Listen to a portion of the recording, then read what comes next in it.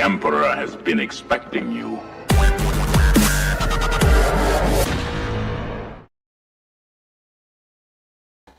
Hi everyone and welcome to One Six Figure Focus, and you're very welcome to another episode of The Hope Show, a weekly live stream dedicated to 1/6 scale collecting in general, movies, TV shows, pop culture, all that type of thing.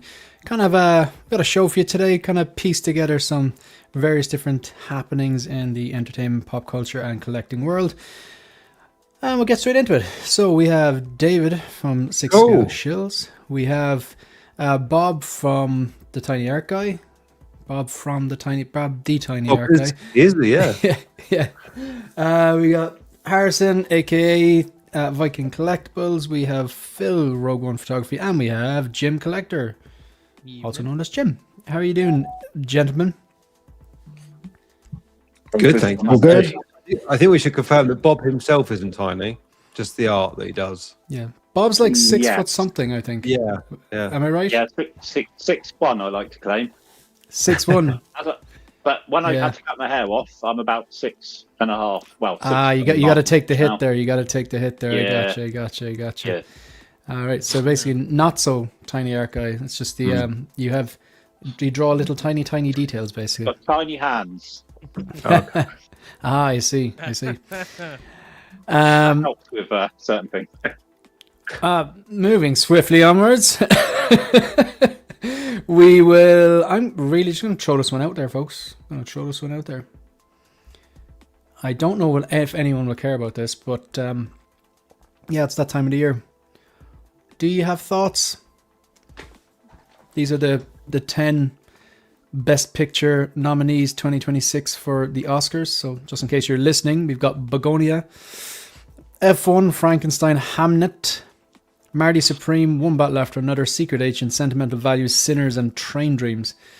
Panelists, any thought, or do people actually care anymore? Only seem to. I've only seen one. I've seen 3. That's F1, Frankenstein, and Sinners. Yeah. Yeah. I've seen 4. I've seen the ones that you've seen, Bob, and then One Battle After Another. I do want to see Begonia. I heard it described by someone who, I wouldn't say rate their opinion, but it's just like, sometimes good, sometimes bad. They've given me mixed recommendations. A DJ on Irish radios, but he was saying it was quite good. I think it's made by an Irish production company as well, Element. I think they've worked with Emma Stone a few times. I think they worked with her in Poor Things and other things as well. So kind of keen to watch it. But no, and so no one's seen more than 3 or no one's seen more than 4. No, I really want to see Marty Supreme. I'm not sure how interesting a table tennis story is, but I'm intrigued for some reason. Yeah. I kind of, I don't know, I wouldn't mind, yeah. Like, I'd probably take it or leave it. I doubt it's a movie that I'll watch twice. I know that's very hard for saying because I haven't seen it, but it just gives me that vibe. That's my suspicion, that I'll probably watch it and maybe appreciate parts of it, but won't watch it again. Oscar films are like that, I've always noticed. They're like films that you kind of watch once, really appreciate, and then you don't necessarily watch all of them again. Yeah, I think a lot of them do fall into that category. Although, like, you know, you still have ones that, if you go back over the list of Best Picture nominees or even Best Picture winners, they will surprise you, like, because you forget which ones were nominated and which ones actually. There's a lot of them that do have really good rewatchability, but it does seem to be getting more and more like that. I think I agree with you, Jim. Like, not even that they're bad movies, but they're just like, you might watch them and go, yeah, it was really good, but might necessarily watch it again. Like 12 Years a Slave. Yeah. Great movie. Watched it once. I wouldn't say it's a great movie. It's a good movie, but plus the source material is very hard to watch as well. I know Moonlight. Moonlight's a bloody good movie. Probably won't watch it again. Just kind of random ones that are popping into my head. Yeah. Is there anything there that you like that you saw out of the 2 or 3 or 4 that you saw that was like mind blowing? That's just like, yes. No, not really. Not my. Yeah, see, it's interesting you say that, Jim, because I was really confused because everyone was really hyping up Sinners, and I watched it, and it just felt like a mishmash of It is a topics mishmash. just all thrown into It one. is. And I was like, I watched it, I was like, well, it was good. Like, It's it kept like me a period entertained. piece with Yeah. vampires thrown in. isn't Yeah, it? Yeah. it was quite a mishmash, and I was like, that wasn't as good as I thought it was going to be based on the feedback that I'd heard. But it was entertaining for 2 hours. So I mean, it did its job right. But yeah, I was just a bit confused because the fanfare was intense for it. So I would agree with that take. Two things about it. I think it's a good movie, but not like one of the all-time greats. But I think what it had going for it was 2025 was a year with not really a lot of great movies, you know. Yeah, So a it bit of a kind of slump, stood yeah. out. Yeah, and plus it was different as well. Like, plus like a lot of the kind of going back to what Jim says, a lot of, not always, but like a lot of these best picture movies like that are nominated, whatever, about the winners, whatever, like sometimes they get it right, sometimes there's bloody amazing movies and they're well worth the nomination and they're well worth the win and stuff like that. But there is a lot of them that, you know, you'd watch once, appreciate them, but you're like, yeah, it's just doesn't have that fun factor or that rewatchability. Maybe there's a bit of snobbery still associated with them, like, you know what I mean? But yeah, Sinners did have the fun though. I thought it was fun, but maybe I think it was a bit kind of like what Moose is saying about Frankenstein, that he found Frankenstein a bit bloated, like a bit overrated. I did enjoy Frankenstein though. It felt like Sinners was good at the core, but I feel like it was just one of those films where they just threw some star power at it, like Michael B. Jordan and a couple of others in there, and that was the main attraction for a lot of people, I think. Yeah, he was good in it. Wasn't it his? He was. Wasn't it his thing? Oh no, it was Ryan Coogler, wasn't it? Ryan Coogler, the same director as Black Panther. Oh yeah. I thought the music for me was a trump card in that kid with the guitar. I could listen to him play the guitar and sing all day. Yeah, Just yeah. love Yeah. that. Scene I really as like well. the music side of things. The guy who played that guy, what's his name? Drawing a blank here. He played Cook in a Channel 4 TV show called Skins. He played a real kind of like Oh, yeah. That's good. I'm gonna have to the actually main do that. vampire. That guy. It's Jack- same guy. Jack That's O'Connell. Cook. He's That's Jack Cook. 28 years later as well, isn't he? I thought he was Yeah. in Skins. Yeah, I need Jeez. to watch that Wow. actually because I've heard the new one is fantastic. Skins is great. Yeah, Skins first season 1, 2, 3, 4. I think. After You know that, Effie, Jones, yeah. the girl who played Effie, she's now in The Gentleman. Yes, she is. I noticed that. Yep. Yeah, yeah. Yeah. That was a good film. Show actually. Yeah. Well, so I think F1 has rewatchability. I think F1 was fun. I can't see F1 and myself. Sinners would be the two. Yeah, I will watch it. I will go back and rewatch Sinners at some stage, and I will no doubt watch F1 again. But again, not in the same way as Maverick. Like, I think Maverick's a bloody masterpiece. I think F1 is a good, solid, fun movie which relies on some tropes like a lovable rogue, and Brad Pitt plays the lovable rogue very well. But it's nothing kind of new. Like, one battle after another, I'll never watch again. Probably Frankenstein, maybe. Yeah. What about you, Phil? Any thoughts? Yeah, I mean, I've only seen Frankenstein and Sinners from there. I'm intrigued to see one battle after another, but I view it as quite political. As I mentioned, Marty Supreme has got me intrigued. I mean, Sinners, yeah, aside from the music, I found it very Dusk Till Dawn-y sort of. Yeah. True. Yeah. But I still enjoyed it. I thought it was good. I mean, I put it on and I think I played 20 minutes of it and turned it off, and then I went back to it a few days later, whether I wasn't in the mood for it or whatever the case may be. But yeah, I do tend to find a lot of the Oscar sort of nominations generally can be quite arty and not really my cup of tea. But F1 is another one I want to see. I've heard good things about F1 as well. So They seem to have a good mix though. Like, as in, like, hey, Sinners there, I don't think there's any. I know what you mean by arty. Like, you know, what I mean, it's all art. I totally get that, but you know, it's kind of arty farty. Like, it's like yeah, a lot of the kinda time like, the nominations Yeah. of films that I would probably have very little interest Yeah. in unless it just happened to be on. Yeah. I thought I'll give this a go because Yeah. it's on. But we're just gonna film this this bag floating in the wind for 2 hours, and if you don't enjoy it, you just don't get it because you're not deep enough. Yeah, you know what I mean. Yeah. One battle after another though, I didn't like it. I just find it entertaining.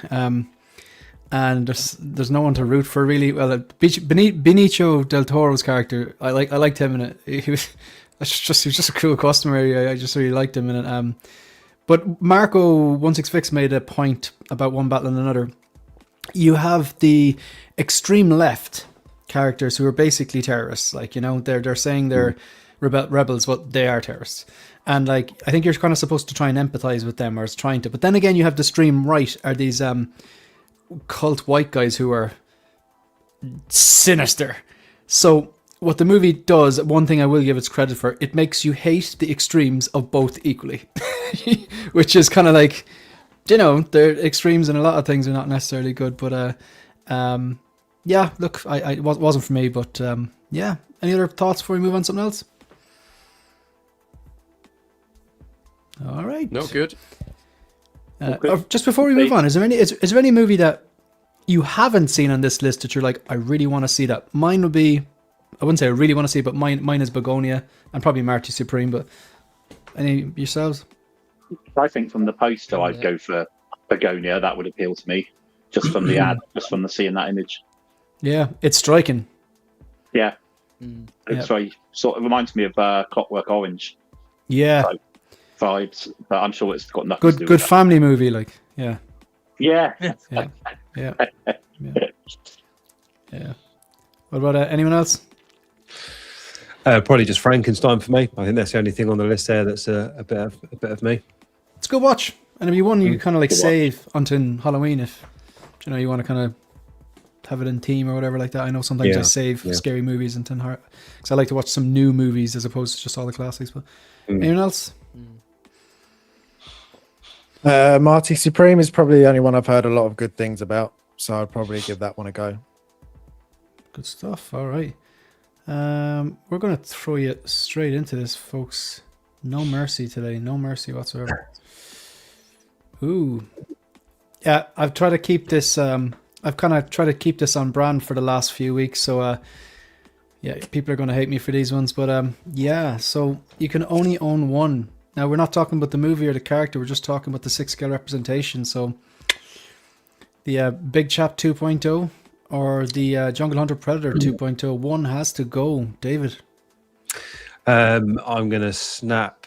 I have no skin in this race either way, I like to say, but I'd snap the Predator just because the alien is cooler. All right. Bob?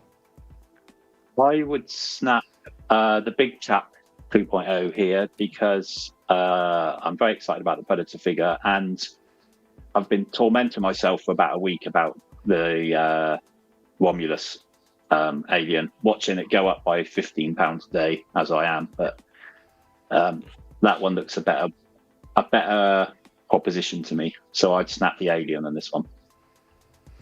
Harrison? Predator, I would have to snap. I've got to keep the alien. Phil? Snap, Big Chap, keep the alien. Keep the alien. Keep the Predator. And Jim? Alien, I suppose. I'll snap the Jungle Hunter and keep it the Big Chap. Yeah, I gotta snap the Jungle Hunter. Just gonna go on the better character design and the better movie. So, yeah, keeping the Big Chap, and I would get rid of the Jungle Hunter. I wouldn't be happy about it, but something to do. Definitely not. So, kind of column resurgence, rebrands, prequel, sequels, interquel. I don't know what they're calling these days, but yeah. So we've got the Scorched Xenomorph from Alien Romulus, or we have the Feral Predator from Prey, and you can have the Feral Predator or you can have the battle damage Feral Predator. Doesn't really make a difference. What do you think, Jim? Oh man, I can't remember the last time I was excited about getting a figure in as I was for this Romulus Xenomorph. So I'm definitely snapping the Predator from Prey and keeping the Romulus Xeno. Ooh, Phil. Yeah, even though I'm not getting or don't have either of these. It's quite a tough one. So I love how that scorched alien looks, but I love the design of that Predator, and I've seen it in your display. It's a beast. So snap the scorched xenomorph and keep the feral Predator. It is actually an enormous figure. Harrison, you're in a tight spot here, I'd say, are you? Very much so, because I'm getting both of these. I think the Scorched Xeno is got to be one of the best hot toys I've seen for a long, long time. So I'm going to keep that one and over the Feral. But Feral's still really, really good. Okay. Just wanted to add go Shane, on. that it'd be the clean version as well. I wouldn't want the battle damaged Yeah. on Cool. the feral. Bob. Very tough, actually. I'd have to. I do love both movies.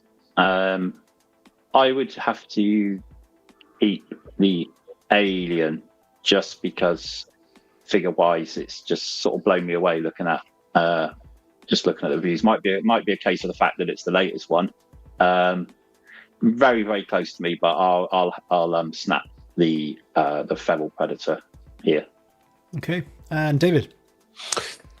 I'm going to snap the Predator again, just because one, I don't want to get cancelled for not picking the Xenomorph, and secondly, the Xenomorph does look very cool. I've been sitting here, not a massive fan of the Alien franchise, but just looking at it from an artistic perspective, it is a fantastic piece, and I've been tempted to put some money onto it myself. I haven't. Right. But I've been tempted.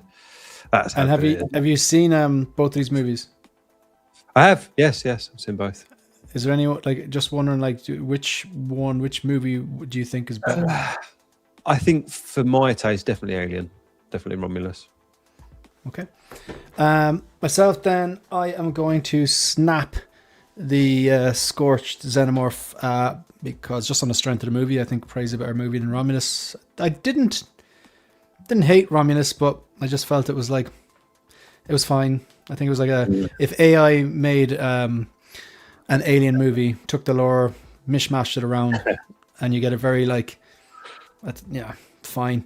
Maybe a 3-star movie, whereas Predator, I do regard higher. Just I think Predator is an excellent movie. Not like a 5 out of 5 home run or anything like that, but it's just I watch it a lot. I just really like what they did with it. So on that, I would snap the Scorched Xenomorph. Moving on then. David? Father Predator, the local priest, or the Broken Tusk?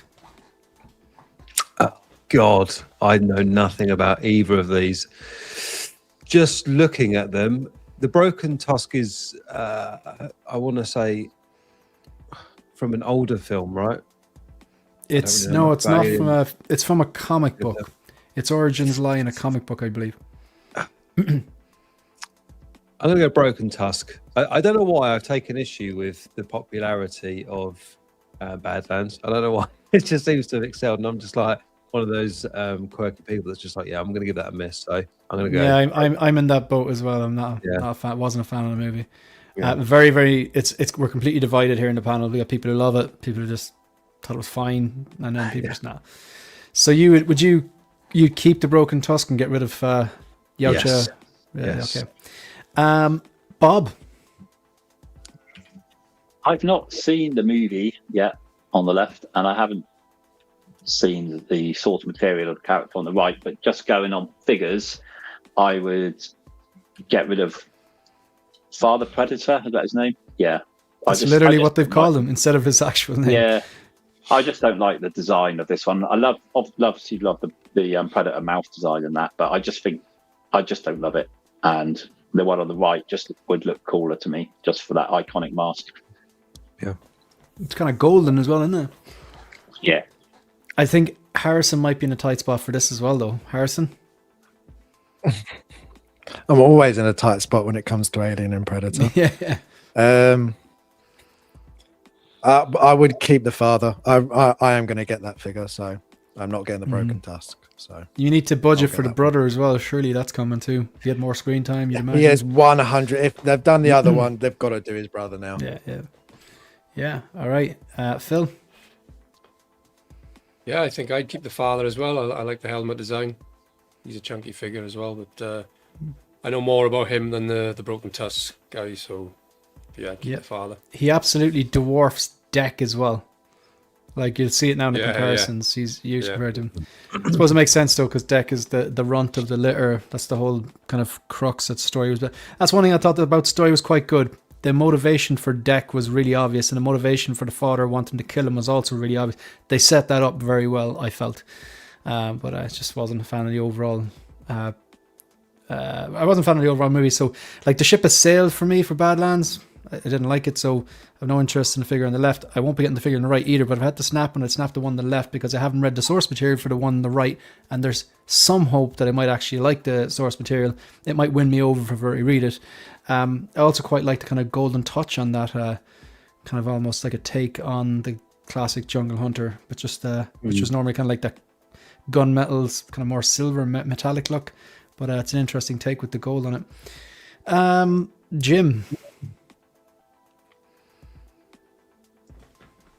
I haven't read the. Can you hear me? Or am Yep. I a bit quiet again? Now I can. Yeah. Sweet. I haven't read the comic for the Broken Tusk, and I haven't seen Badlands yet either. Really need to rectify that. So basing just on the design, I feel like the Broken Tusk design, although it reminds me of the Jungle Hunter, it looks a bit silly with the alien head. And his shoulder cannon's like a pistol. Yeah. It looks a bit goofy in some ways to my eye anyway. Mm-hmm. And the Father Predator, which is a hilarious name, is it a third party? Have they not got the license for that or something? That's a bit weird. And because like the brother had a name, green or something. Or like even if they call it Elder Predator or Clan Leader or Deck's Dad, that would probably be better as well. Yeah. Yeah. I wonder if it's a translation thing and they don't realize that it's slightly funny. Yeah, maybe. Yeah, that's true. That's true. So you'd snap which one? Yeah, I'd snap Broken Tusk. That Father Predator looks awesome, so I'd definitely keep him out of the two. Right. Yeah. You didn't think it was going to be that easy, did you? Gotta ask the question, folks. Everyone, I believe the term glazing, the kids would be saying about this Romulus. So now we're gonna see where your loyalties really lie. I'm gonna go first because it's not even a decision. I'm never gonna pick anything from Alien Romulus over the 1979 classic look, regardless of the design. And I do think the Xenomorph on the right is a cooler, more treacherous design. Big chap's big chap. It's the one that started it all. That's where my loyalties lie. And hopefully I'll get one that emulates the one on the right if they ever do a Warrior Alien from Aliens 2, where they actually did change the joints of the creatures on the legs on the right. So I think that would fill that void then. So I'm going to snap Scorched. I'm going to start with you, Jim. Oh, man. Do you know what? You helped me out a lot with what you just said. Damn it. I wanted this to be the monster difficult. design on the right. No, sorry. But I mean, look, you have to go for the original Big Chap. It is the much better film of the two. And also, I actually find his more human-like appearance creepier, like more alien in a way. It's like a bit freakier, whereas the other one's like kind of a monster movie design, which is still good. And the figure objectively is incredibly impressive. But yeah, I definitely snap that and keep the Big Chap. It kind of makes sense as well, because don't they, like they take the DNA of the thing that they gestate in. Yep. So like Exactly. his was a skinny kind of an older man. It makes more sense. And then there's the dog alien and all sorts of different aliens that basically gestated in different, in dog or whoever else. Like, so, I mean, and then Pred alien and all that kind of stuff. So, all right, Phil. I mean, based off this image here, I think that Scorched Predator looks far better than the Big Chap. But True. I've ordered the Big Chap. I haven't ordered the Scorched. So snap the Scorched, keep the Big Chap. It's yeah, it is. It is a better design. But again, yeah, you're right. It's like the one on the left it's a guy in a suit. It's a real skinny, tall guy that they found in a pub when they were making the movie. That's what it was like. Was he an art student or something like? And then the one on the right is like, I suppose, I don't know, is it fully CGI or is there a mix of CGI and puppetry and practical effects? But like, it's definitely it's a cooler looking, more treacherous creature. Harrison, I'm sorry, but go. So this is easier for me only because that neither of these are my favorite design for a Xeno. My favorite one is from Covenant, which is the one I've got the statue of. I like how that's a lot more less biomechanical and just more fleshy and organic, like. Yeah, so that's my favorite. So, and the thing I like about that is the way it moves. So I would go with Scorch because you can get it crouched down in a way that is very animalistic, which is what I like. True. Yeah, the articulation seems to be amazing, and everyone is throwing out. I'm not gonna lie. I was listening to some stream on a replay in the gym the other morning, and I heard someone go, "No, this could be figure of the year," and I just had to laugh and think of David losing his mind. It's January, lads. Come on, and like think of all the things that were announced last year that will come to fruition this year. It's any figure is gonna be up against it for that, and then you bring in the INART stuff, and then so you would get rid of, you'd keep, you would. Did you say you'd snap Scorch or keep Scorch? I'd keep Scorch, snap Big Chap. Gotcha. Bob. Yeah, I'm in agreement with Harrison. I'm I'm old. I love my old movies. Alien is one of my best movies I've ever seen in my life, and I watch it regularly. But for putting it on the shelf, making it look cool, fitting at a nice height, playing around with it, I just think the design is better on the right. I just prefer the fluidity of the creature. As much as I love Big Chap and what the original Alien was, but I just think it looks better. And I'm all about what things look like. Okay. And then David? I would snap Big Chap. I think I understand that it's the original. It does, however, look like a guy in a suit, and I think that's why I potentially don't like it as much. I think Harrison put it perfectly. The Scorched looks a lot more animalistic and a bit more fierce. So I definitely snap Big Chap on this one. Yeah, true, and like some fantastic points and points I can't really argue with. Like on the shelf, the Scorch would look subjectively better and scarier, but even though like the one on the left, like say it does look like a man in a suit, when I'm watching it I'd be like, it'll remind me of, for 1979 they still produced that goddamn masterpiece. Yeah, but like great points on both sides. All right, folks, very quickly going to have a look at people in the chat and see who we got. We got 32 people watching live. Thank you very much. We've got Moose Stream, channel member. Thank you very much. Of course, we have Tiny Art Guy, who's here on the panel and a channel member as well. We got Viking Collectibles, Harrison. We got Six Scale Shields, David here as well. We got Rogue One Photography. We also have Bob, the Tiny Art Guy, Dogito, channel member as well. The Humble Collector UK. We have got Jeremy is here as well. Shaky number 4 is here as well. S-Beam is here as well. We got Ryan, another channel member. Thank you very much. Jim Collector, channel member, panel member, wielder of the blue wrench. Moose saying Sinners for me and Weapons. Yeah, man, Weapons was good. Weapons is one of the best movies I saw of last year. Frankenstein bloated. Yeah, possibly a bit on the overrated side. I still thought it was solid. We got Tijuana Mike, aka King Churro. Thank you very much. Yeah, Geo, thank you for being here. Thalia Meyer, all the way from from Germany. Apologies. Pardon me. We got Ryan here as well. Thank you very much, Ryan. I had a jam yesterday with an actual live band. Yeah, true story. I'll text you later on. One of my mates who plays guitar and another mate who played drums were like, "Come on, let's go down." It was a 3-hour journey, which I was skeptical of at first, but I'm glad I went down. It was a lot of fun, and the guy who was playing drums for us, Ryan, he had never played drums with a live band before, and he really undersold his skills in the drums. I love when someone is good at something, but they're being humble, and then it's like, man, you're actually really good. Like, so, Ryan plays guitar as well, and he plays in a band and stuff like that, so I know he'd appreciate that. So, I will fill you in later on, Ryan. Scaled down shenanigans. Begonia was great. I must check that one out. Gio is saying Begonia was good. Moose is saying it has been said that one battle after another has the same plot as Terminator 2. Oh, the similarities. I presume Leo is... I presume Leo's daughter is the John Connor character here. It's a stretch. I presume Sean Penn's character is the T-1000 here, but I think people are kind of adding 2 and 2 and get 5 there. And yeah, it's a far cry from Terminator 2, but I can see there's a few very vague similarities. But yeah, I would advise people to watch Terminator 2 and don't watch One Battle After Another.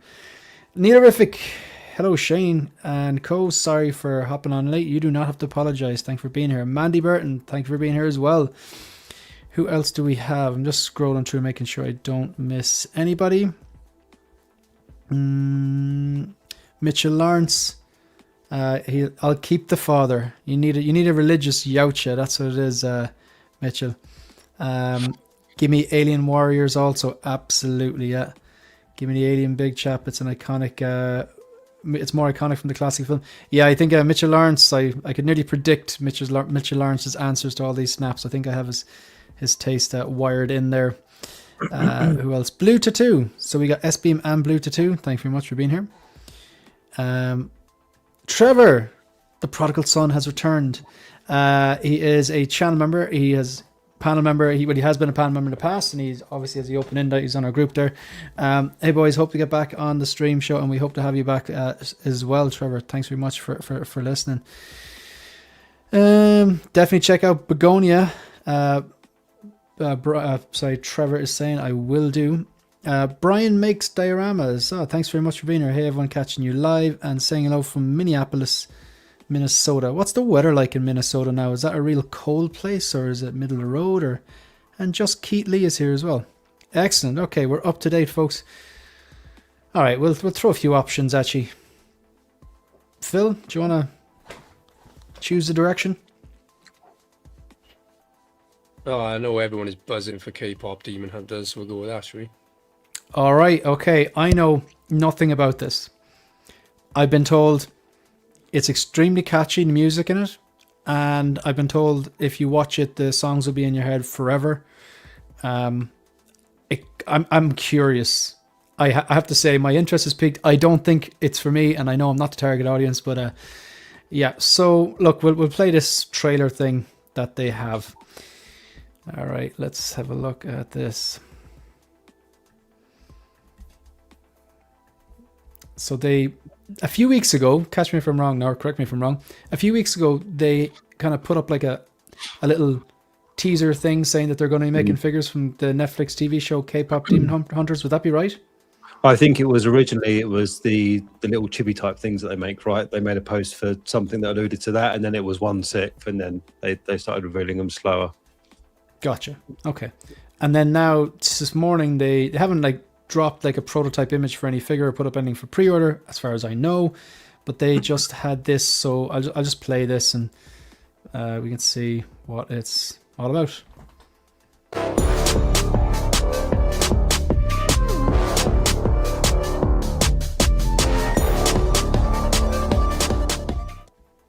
I'm still at a loss. I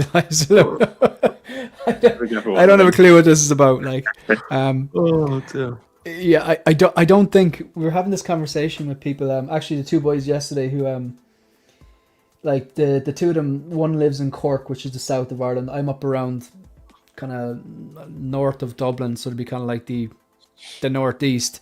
The guy we drove down to his house is living in Clare, so that'd be kind of on the west. So we're all coming from different places. We all had to drive, and like the two boys have kids, and trying to find a time where we could actually, our schedules align and stuff like that, to spend a bit of time playing music. It was it does a lot of balls in the air or whatever like that. So the boys were talking about like what they were watching, and one of the lads was just like, I will not commit to anything unless like 3 of my mates who I had recommendations from before, and given me good TV recommendations, recommend it, but I'll still research it beforehand before I'm committing to watching something.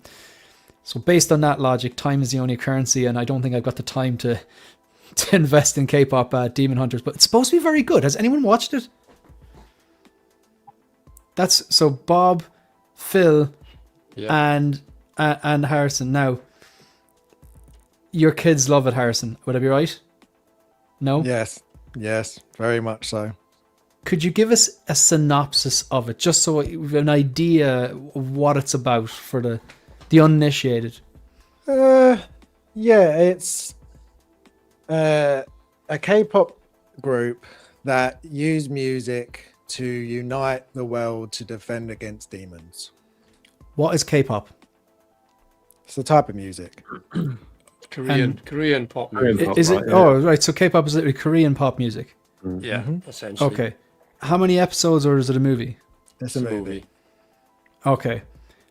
I might actually give that a go, just to see what the fuss it is. Plus, Megan's a music teacher, so maybe she'll pull something out or something. Maybe she'll get something out, you know what I mean? So I haven't seen anybody yet who's watched it who has not liked it. yeah, and Trevor here as well. K-pop Demon Hunters is good. Not my favorite thing, but it was fun. Okay, good stuff. So you reckon, Harrison, people of all ages could Everyone. All right. There Good is stuff. something in there for everyone. If you enjoy music, you'll like it. If you enjoy art, you'll like it. If you enjoy just a really good story, an uplifting story, it's really good for little girls to watch. Seeing strong women on the screen, there's something for everyone on it. Good stuff. And these strong women, what do they bench, bruv? They just ignore me. bench Ignore me. lots of demons. Okay, they bench demons. All right, okay. Yeah. All right. I might actually give that a go, just see what the fuss is about. All right, Harrison, seeing as you're kind of giving us the insights here, what do you want to talk about? Predator, please. Predator. Okay, you can take this away because you were pretty critical on Deck, but yet you really wanted it, and you wanted it to be right because you really enjoyed the movie. So I want you to kind of give us your take on Father Predator. I mean, other than the stupid name, it's really, really good. Really good. They've done so much better with this. It's so, to the point where you saw them actually post the head sculpt, and they're proud of this one. Whereas Deck, as soon as they put it out, they covered it up.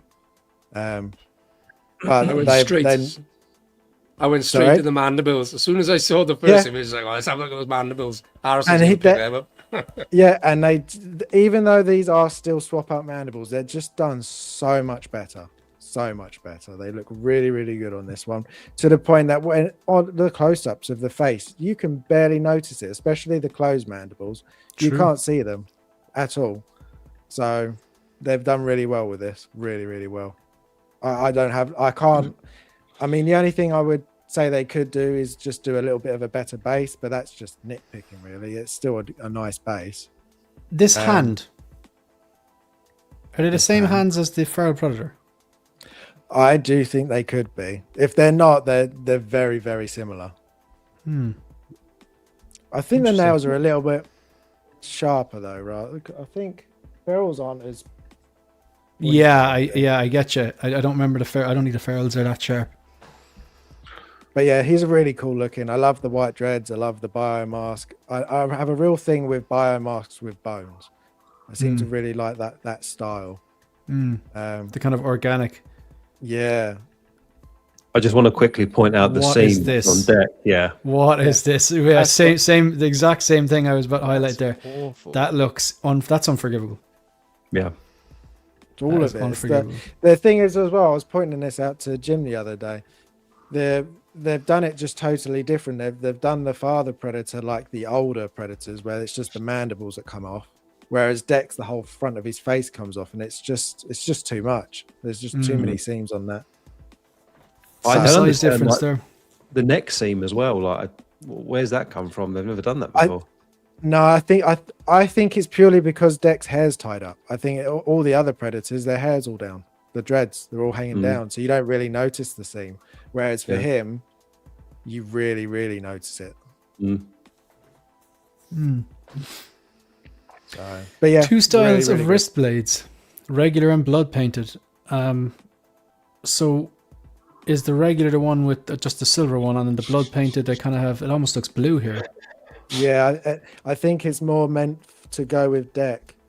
If you've seen the film, you know why. But I think they're including it with the father, but they're meant for Deck. As you can see in the right-hand side picture, it's going through the father's hand. Right. Okay. Yeah, I can't remember. But like what I'm saying is, it looks very blue. Don't they bleed green? Yeah, it is. But it is quite. I mean, it's like fluorescent green, isn't it? So.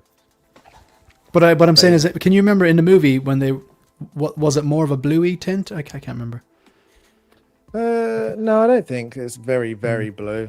It might just be, as we always say, it might just be lighting. A lot of detail on that face. Yeah, a lot of detail. It's just so good. The eyes look better as well. There's separate rolling eyeballs features as well. That's something that the feral predator needed. Yeah. It's very detailed, to be fair. Like, I mean, I kind of sometimes I check out when I'm not too interested, but like it is a detailed, intricate part. Like in, you know, like even with the kind of dreads and little beads on the dreads and stuff like that, and the detail in the mask alone, and then all kind of like the mixed material. You're in on this, yeah? Yeah, I'm in on this one. I'm going to pick this one up. It'll go really good with Deck and Theo. He looks like a Viking. Of course, he's getting it. Yeah, yeah. True. I see the base looks a bit different to what we normally get. It seems to be. I don't know. Have we seen that shape before? Yeah, that's the quarter scale base. Ah, yeah, that makes sense. Okay, it's like the bigger ones. Venom's got that as well. Anyone else? Jim? You haven't seen the movie, so you're probably not interested. Yeah, I haven't seen the film, and I probably wouldn't. I don't know. He looks bloody incredible, doesn't he? I mean, that head sculpt alone would sell me on this. Never say never. We'll see. Time will tell. I think you'll change your mind when you see it, Jim. Maybe. I hope I like the film. If it sits, then I'd be tempted, but I don't think it will. Yeah. It's not something I PO. It's something it'll be a wait and see figure for me. Thanks for being here, Akira. I'd probably get this over the Deck, if I'm honest. And then him, Jungle Hunter. That comes with the Android, though, doesn't it? Which is... Yeah, he does, but I'm just thinking of representation of predators, and I'm not keen on that design. That's fair. That's a fair point. This one does have more of a... If you add him, the Jungle Hunter, the Feral... If you've got any of the AVP predators, he'd look really good with them as well, I think. He'd look really good with those. Like the Celtic and Scar.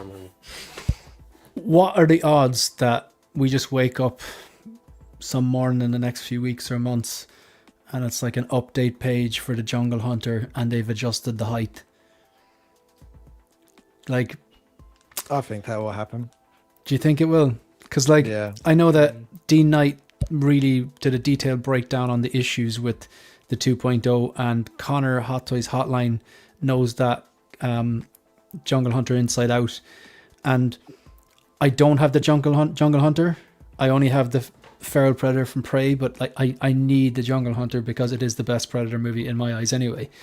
So I'll have to live with the inaccuracies, which I don't like, but it's either, okay, do I want a figure that's flawed or do I want no figure?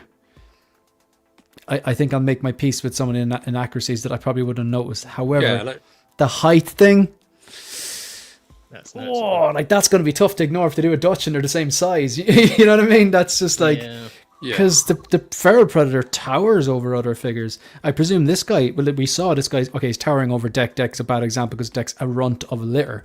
But, the whole point of 6th scale is that a Thanos looks that much bigger than a Captain America. Like that's the whole point of the scaling. So I really hope Central Cal, for our sakes, that human sized. Is he meant to be he's smaller? I think. Human. I think he's smaller even. Like small Yeah. human, That's he's kind of like Yeah. your size, Jim. Oh, harsh. That's just rude. Oh. That's just rude. Oh. I think when we meet up, you're gonna have to challenge him to an arm wrestle and completely emasculate him.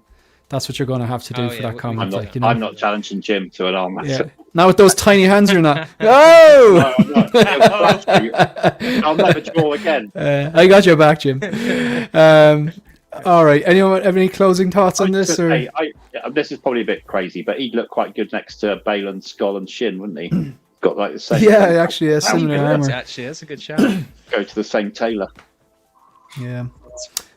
Anyone, any thoughts, or anyone want me to move on to a certain photo on this that you want to comment on, or ending it all? Okay, so Harrison is it a day one? Have you purchased already, or are you definitely? I will be tomorrow. Okay, yeah. So as close enough to day one, and no one else is getting this, but some people appreciate it and some people don't, from what I can tell. All right, Jim.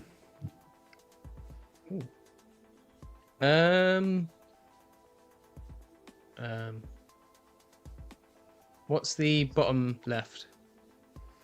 The bottom left is a character called the Watcher. It's a Marvel character. He would have featured in like a lot of different comic books, and they actually used him in the What if? What If? Yeah, exactly. He's all seeing, but he doesn't kind of interfere. So the question is like, what are you watching at the moment? Like, what are you guys like? I don't know what series are you binging at the moment, or what movies maybe if you watched over the weekend, or any recommendation? Or yourself, David? Like anything at all? The only thing that I'm watching at the moment is Daryl Dixon season 3. Ah, right. Yeah, I didn't even know How's there it was a going? season 3. I sort of tuned out for some Yeah. reason. I love season 1 and 2. And we were browsing Now TV, me and Katie, the other night, thinking what should we watch. And then we saw that season 3 was there, and we were both very excited about that. Yeah. So watching that, so far it's fantastic. I'm loving it. And I love the little pop-up. No spoilers, I don't think. From Stephen Merchant, I enjoyed seeing him in there as well. Bit of British in the Walking Dead. Stephen Merchant is Ricky Gervais's friend, isn't he? Yeah. Poor bloke. He'll always be known as that. He was in Logan, man. He was in Logan. Yeah. You know what? Yeah, I'll go now because mine's kind of ties into yours. So obviously I'm rewatching The Walking Dead. I'm cutting through it like a hot knife through butter. Nearly finished season 8. Really enjoying this. Is the third time I've done this, but I'm only going to go up as far as season 9, episode 5, because that's when Rick departs. And I was telling Megan then, I think that's where kind of the wheels are starting to come off. I am noticing. I think Ezekiel and that whole hear ye, the kingdom. How it's just dumb. It's stupid. The character doesn't work in live action. I've told he's great in the comics, but I was literally telling Megan, I was like midway through season 5 or something about a few weeks ago, and I said, you know what I love about this? There's no humor in it, because there shouldn't be. Like, there shouldn't be any humor. It's harrowing. It's tough to watch. It's like, you know, life or death stuff. There shouldn't be like stupid humor interjected into it. It ruins the atmosphere. But then Ezekiel comes on, I'm like, this is so stupid. This is just, come thou to the kingdom. This is like Shakespeare. It doesn't work. It doesn't work. So the wheels are starting to come off it, but then Negan's kind of holding together. But I'm going to watch up as far as season 9, episode 5. Rick's in the final episode for a brief part. I'll watch that. And then there's a cameo he does in, I think, Fear the Walking Dead or something, one of the spin-offs, and then we're going to watch the Michonne. We're basically going to follow Andrew Lincoln's arc. I'm excited about watching the Rick and Michonne show. So it kind of ties into what you're watching there. And I might actually give the Daryl show a go. Another take on Ezekiel, just really quickly. Do you not think it sort of speaks to the nature of the end of the world? It's sort of like, if you think about it, it's sort of like the Jimmies in 28 years later. Very different, you know, a slightly different tone, a very different tone. But it's just like, I don't know. I think the Jimmies is more of like an untamed power. Do you know what I mean? Like they've just gone a bit wild. I haven't seen it, so I don't know. I've heard of them. I've not but seen it yet. I just know that obviously we Yeah, saw them at the end of the first one, right?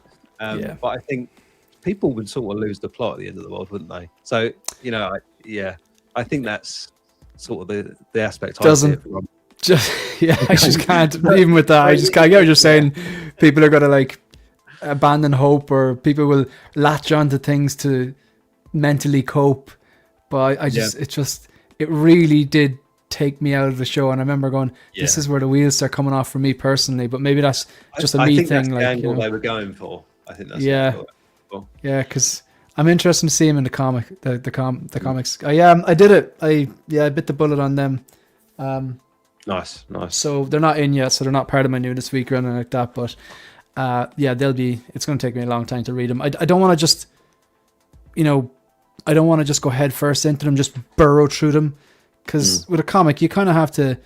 I think you kind of have to read and actually you read I read the pains, and then I like to admire the artwork, and it's not like burning through a book, like, you know what I mean? I just so maybe like I'll read one of them and I'll relax for a while and read another one, and kind of coincide it with maybe the figures coming out or something.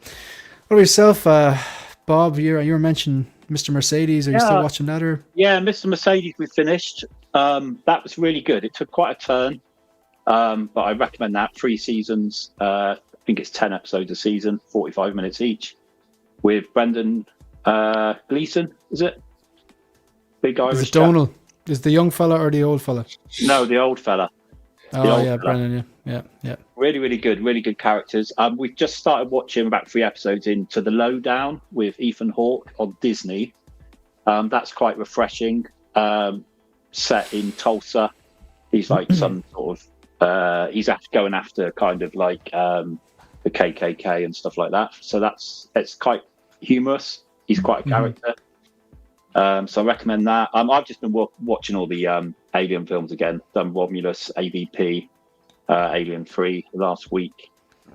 And the only other thing that's filling my time, which I will recommend on YouTube, is Larry Grayson's Generation Game from the 1970s, which is worth a watch. If we watch it, will it help us prepare for your questions? Maybe. Helpful. Yeah. When Harrison comedy was funny. Yeah. Comedy stopped in 2005, lads. Just letting you know. That's right. Harrison. I haven't been watching too much lately. I've been trying to catch up on some games, but I have been sitting with the kids more and going back through sort of older films that I enjoyed when I was younger and introducing them to some different ones. So we just did all the Men in Black movies. That was their first time watching all of that. Oh, nice. So that was really fun to watch all of them, and brought back some memories watching them as a kid. And then we did Tron the other night. We're going to do all the Tron movies and then watch the new one. And it was interesting to sit like them to sit down and watch it and watch something that's so old. I'm trying to not make them, but like my sister's the worst for it. She will not watch anything that's older than 2000. So I'm trying to get my kids to watch some older movies, and like my daughter said she really loved it and it was really good, but I did think that they would struggle with Tron, with how that looks. But no, it's been good just going back to some older movies that are really good and just seeing what they think of it. Have you shown them Small Soldiers yet? No, Small Soldiers is on the list. Needs to be on the top of the list. That's a great shout. Yeah, that's a good flick. Yeah. Done. What are some of the other ones we've done? Like Balto, A Dinosaur Story. There are some older ones I'm trying to. Monsters Inc. Yeah. Oh, we've done all the Disney ones. There's nothing. We've done every single one of them on repeat. Land Before Time. All Dogs Go to Heaven. Yep. We've got those. Never Ending Story. Yeah, no, I'm not Never wanting to Ending say Story. anything about Dogs, Jim. No, not doing it. It's so All sad. Dogs Go to Heaven's great. Yeah, The I know, horse. It's sad. It's about dogs. I can't do it. Yeah, No, the never-ending story is one of the saddest death scenes you'd ever see, man. the horse. Man. Watership Down. The horse. Watership Down, yeah. And it's harrowing. Like, have Not you ever for rewatched kids, that no. as like an adult? No, Yeah. that's awful. That film. I watched it as a kid, but jeez. I wouldn't I put my did. kids through that. No, it's torture. What about yourself, Phil? Funny enough, Harrison mentioned in Tron, and I've sat and watched the 3 Tron movies with Isaac over the weekend. I haven't seen the 2 newer ones, so they were okay. I watched Ballerina Saturday night, I think it was, and The Rip on Netflix. I quite enjoyed That's that. the It's, Ben Affleck. Yeah, it was quite good. I enjoyed it. It's a sort of a, you haven't really got to think about it kind of movie, so I thought so. That's literally what I was going to say, because they were interviewed on Joe Rogan, and they were saying that making a movie for Netflix is so different to making a movie that's going to be a theatrical release, because Netflix would literally say, right, we need something in the first 5 minutes to get the audience attention. Can you just like blow something up straight away so like they're invested, because these people are watching on their phones. And then they said, and also what you need to do is repeat the storyline in exposition at least 2 to 3 times, because again, people are watching on their phone, you know. So it's like, yeah, you literally, there's the plot is straightforward, and a couple of guys I know watched it said, "Oh, I didn't realize that was going on." And I said, "It was obvious within the first scenes. It was sort of obvious what was going on." But yeah. it was cleverly done. It was okay, and as I say, it was just one of those ones you could flick on and not have to think about. That was one of my issues with Stranger Things, the season 5. It was just like every second episode was like, you know, and this phone is Vecna, and this iPod holder, this is Will's mind, and we're going to put the mind into. It's like, lads, we're not all morons. We're not all like, and I know you just want to show that. Look, guys, a VHS and a Walkman, they're from the 80s. We get it, but you didn't have to be doing it like, you know. It's just no. I come on. I don't know. You are. I suppose they're competing with the smartphone or the iPad or the second screen or whatever. Like, yeah. So, what about yourself, Jim? I feel like I'm going through a bit of like TV show movie burnout at the moment. There's like nothing that's particularly massively gripped my attention or made me excited to watch TV apart from, and normally I hate reality TV, but apart from The Traitors, absolutely fantastic. I love that show. Complete sucker for it all the time. So we just watched that. That was really good. Watching Landman season 2, that's pretty solid. That's like a nice Sunday to get on that. chill film. Yeah, same here. Yeah, it's good. Season 1 was good. Billy Bob Thornton is brilliant, and it's Taylor He's Sheridan. I'll fantastic. pretty much watch whatever he writes. So He's just got such good banter in that in this. Weirdly, I show as didn't well. realize it was Demi Moore until about 6 episodes into the first season. I was like, "It's Demi Moore." She's- Wow. you know what I In like season about him 2 as more. well. He doesn't pander. He doesn't really pander to the extreme left. Like, he kind of just writes the story. Do you know what I mean? If there's bad guys in it, there's bad guys in it. Do you know? And you know, it's like it doesn't. Not everything has to be all like. Yeah, he's not like. He's not. He seems to be just writing a good story instead of prioritizing DEI. Like, you know, it's like, you know, which I do like. It's just like he's just write us a story. Do you know? You don't. All of his stuff's quite like that. He's got so many shows out now. Taylor Sheridan. It's Yeah, he's a writing machine. Do you know? yeah, he must have had and it banked for years or something like that, and then just had Yeah. them all just. Well, you know knocked the out, story. is what I'd always assume. I think he was an actor, and no one would employ him. He was struggling to get roles. So he's all right. I'm just going to write my own shows. He did that in some. That's a great workaround. Yeah, Yeah, and you know, something like $900 or something he had in his account, and just sold something to Paramount, and then So that's why he puts himself in all of his shows, then, so he can. Smart. probably but you know, in Yeah, Yellowstone, makes the sense. ranch called the Sixes, that's a real ranch which he now owns. Mm-hmm. You know what I mean? Like, Oh wow! yeah, and Fair play to him. yeah. That's ridiculous. Got a hats off, like, you know. Yeah. That's a fair point. But right, okay, so we're gonna go back here. David, Crow. straight away, we are talking about the Say Crow. what you It's mean. time, Bro. and I believe Iron King champ as well. So if David didn't pick it, I was gonna pick it as well. these people wanna talk about the Crow. So I will just share this tab and okay. So do you want to give us do you want to just give us an overall like synopsis, or will I just flick through the price tiers before you give your take, or do you want to take us through these? I mean, you can go through the tiers if you like. That probably makes sense, right? So there's, let me see, standard edition. This is the only sculpted, I believe. It's €379. I'm not going to read all the stuff out. But... No, it has, however, got like the thing that they did with the INART Superman. It's got like a little bit of mixed media for the hair, which I'm not a massive fan of, but I think it looks good either way. Yeah, the deluxe edition then, which does have the rooted hair, and you're going to have to help me out here. Is it the same thing, just with rooted hair? Yeah, you get the deluxe rooted hair, pretty much the same thing. You've got deluxe gold, which you then get a couple of extra pieces, and you get the headstone diorama. And then the only difference between the deluxe gold and the exclusive is that you get that huge window diorama with another crow, I believe, as well. I'm telling you right now, if this was floating my boat, David, there'd be no other one that I'd be getting. I want that. I want that bloody window. I saw it. I thought that looked amazing. But it's I only watched this movie last Halloween. It wasn't for me. But look, give us your thoughts. Have you gone? Do you think it's good? Which one have you ordered? Have you ordered something? How do you feel about the 50% deposit? What do you think? I think I spoke to Fabio, funnily enough, in one of the groups, because I actually shared a sentiment of like they shared no details on any pricing or anything. We didn't even have a faint indicator because this is a new line, and I felt initially that it was a little bit not misleading, but in not saying anything about the pricing, they weren't giving people enough time to actually consider their options. You know, this is a new line. We don't know where this price point is going to be. It's completely new for Kaustic plastic.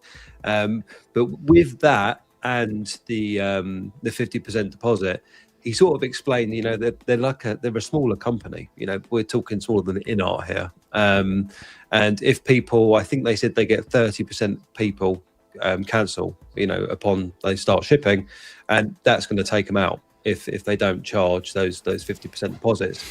I went for the exclusive because, like you, Shane, I need that window. I'm going to have the window. I'm going to somehow backlight it so it looks a bit murky, and then have him on the chair facing inwards. I think that's going to look just incredible. But I've got everything good to say about this. Nothing negative, and I'm so excited for this because it's sort of, I know we've got a lot of third parties knocking about, and a lot of them are fantastic. Most of them are fantastic in the realm that they operate in. But I feel like with the battle that we've been having recently with Hot Toys and INART, I feel like Player 3 has entered the game now. Yeah. Coming in and going, you know, we're doing this. I mean, this looks incredible. If it's like, even if we get like a 10% drop off on this sculpt, it will still look amazing. They've come in with a new eye technology, RCES, which stands for crystal awesomeness or something, I don't know, which just looks incredible as well. And it's just, it definitely Player 3 has entered the game. You know, I want them to come along and make INART look like child's play. Only so INART come along and go, okay, well, we're going to step it up again, and then we're all eating good, right? And I feel like Kaustic plastic potentially start to level up, if you will, in size, get to the size of INART, and start pumping out some really cool IPs with some really high quality stuff. So yeah, that's why I'm interested. Because I see rooted hair here, assuming that there's no drop off from prototype to final, and that's a big assumption. I see INART styled rooted hair, but I have been wrong before, because the first time I saw the artisan prototype images for the artisan light side Anakin, I was blown away, and it did not turn out like that. Whereas this here, if the product turns out as good as a prototype, I will be thinking, okay, what other niche licenses are they going to get for figures for movies that I love? I just want to say one thing. I like. Look, this is a movie that got by me. I saw the gothic nature of it, and this is at a time where I'd seen a lot of people in Ireland dressed like goths and not make it look cool. and it really was really off-putting, that style. Sorry if you're watching now and you're a goth. It's just not something that I ever found cool. And obviously this leads heavily into that kind of goth thing. So I always went, yeah, I don't want to watch that. I watched the Halloween. It's not for me. But I really wish I liked it, because I do think this looks incredible. The likeness seems amazing. The hair is amazing. I think at the right amount of accessories. I'll tell you one thing. I'll be posing it. I would be like you. I get that window, and I'd pose it. I'd need to be posing with the leather jacket. I'd have to incorporate that 6-scale guitar, even if it's just hanging the strap and the shotgun, and get that, you know, the crow in, the actual physical crow in there somehow as well, just to incorporate as much of the goodness and accessories that you get and take full advantage of the value of that, like near €700 price tag. I am impressed. I hope for the people that want this, it turns out as good as the prototype. But yeah, it's very, very cool. So that's my take on it. But I honestly think it's going to be very close to the prototype. I do. I think Kaustic Plastic, this is the first in the Maestro line. If they fumble this one, you know, the line will be DOA. I don't think they'll let that happen from what I've seen.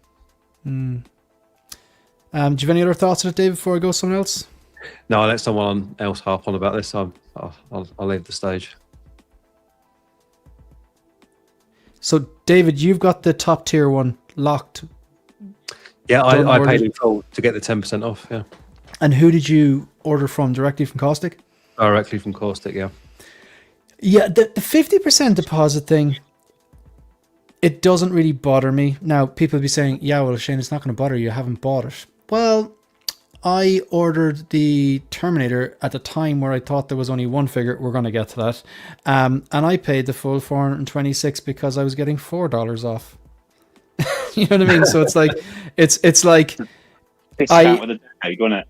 the 50% thing. I can see where they're coming from as a company. And I know that if I was like, no, I really want this. But the thing is, I don't cancel things. So it's like, it's very, I don't even know if I've ever cancelled.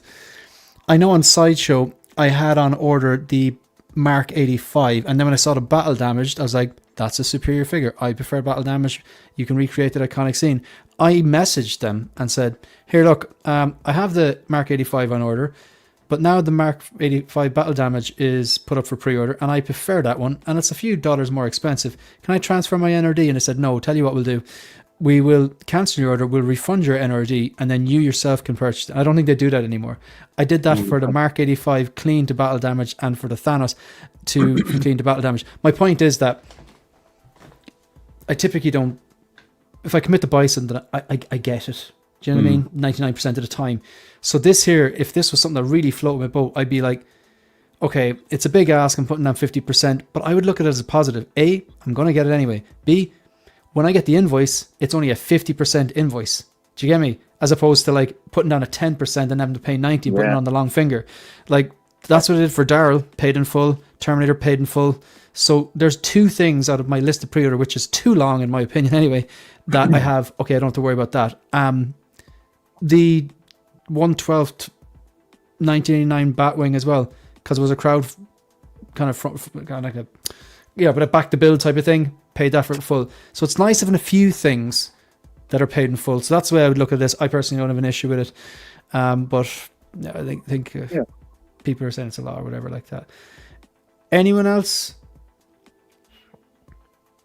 This is probably the best figure that I'm never going to get, unfortunately. That's a good line. Yeah, agreed. The head sculpt is absolutely phenomenal. I mean, it, like David just said, it mentioned if the likeness is even 10% worse off than this, it's still going to be a good head sculpt. It's unbelievable. And if I was getting it, I'd have to go all in. And again, I agree with you, Shane. You're paying for the figure, whether it's now, 12 months time, whatever the case may be. So, and I've done like the HasLab things in the past where they're crowdfunding figures. It's not an issue. I don't see why people are moaning about it. It's outstanding. It's absolutely remarkable, this thing. I agree with, so Moose went for the same thing David did, pre-ordered the exclusive version, paid it off 100% and saved 10%. I would be doing that as well. I think you made the right move, David. It's a big ask, but at least you're like, it's paid off. I've got 10%, and Yeah, I don't have I to mean, worry but- about getting a big invoice. yeah. By the time it rolls around, like Q3, 27, it'll basically be free by my logic. So it's all good. Yeah, exactly. Because It's a great way of you thinking out of of sight, that. out of mind. You paid for it. Yeah. You have Tim Harvey here as well. I believe Tim Harvey is an admin for the Kaustic Plastic community. I think he runs a Facebook group or something like that. So yeah, thanks for being here. You lots of positive stuff said here about this particular thing, the figure. Got Ian H and Silverfox. Even guys, the Crow exclusive was an immediate PO. The window diorama is cinematic history. Absolutely. Scene that Brandon was actually killed. So he must have been standing in front of that when he was shot. And I have caustic plastic figures and no drop off from Proto. Good stuff. Good to know. Good to know. I would buy that window diorama if it was on its own, just because I wouldn't get the Crow, but that would just make, like, for photography and such, like, such a cool diorama piece to use in photos. I would buy that on its own. I think it's just a really nice offer in that. And the gravestones. So that's exactly what Mandy said. She said she doesn't want the figure, but that Imagine it is, diorama, yeah. she really wants it. Yeah, she wants it for, like, what was it, her Wednesday? That was it. Okay, this is splitting hairs, but that Crow needs work. Like, Yeah. You know, I Like- don't think any I company think it actually looks do- alright. Yeah, it does look all right, but I don't think any company does the 1/6 animals that well. True. Like Crypto from Hot Toys was obviously stellar work, but apart from that, like the Crypto from INART, it's nearly there. You know, it's just how much time do they sink into this? I don't know. Would you even consider the Crypto from Inner stellar work though? Because No, it was that would stronger than the pass Hot Toys, but Yeah, I'm people sorry, were that still didn't- kind of saying that it wasn't great. But I do agree it was better than the Hot Toys. Or looks Yeah. better. But I mean, I'm only splitting hairs here. Do you know what? It's just because the head sculpt, the head sculpt looks like a human being. It does. Yeah. Do you know what I mean? So it highlights. It's because it's so good. It's nearly a compliment that we're going. The Crow doesn't look great, but the head sculpt looks so good. I've got Han Solo's pet dog, and that looks all right. You what? I said I've got Han Solo's pet dog. I'm with you. I'm sorry, I just want to zoom in on this guitar here. Even look at the little fraying of the chord. Quality of their figures is top drawer. I had the Nosferatu figure, and just the quality of the build, the weight of it, the bass, it was like quality throughout. Now, Shane, guaranteed to get that quality. we will both know, Shane, that shouldn't be nylon strings on that guitar. That would not work. We're really splitting hairs now, but that's you need a steel string. Yeah. That's not actually a chord. Ah. Look at the fingers, though. Look at the fingers, like the nails are painted and the cuticles and everything. It's incredible. There's a bit of dirt as well. It looks like a bit of dirt on it. Yeah.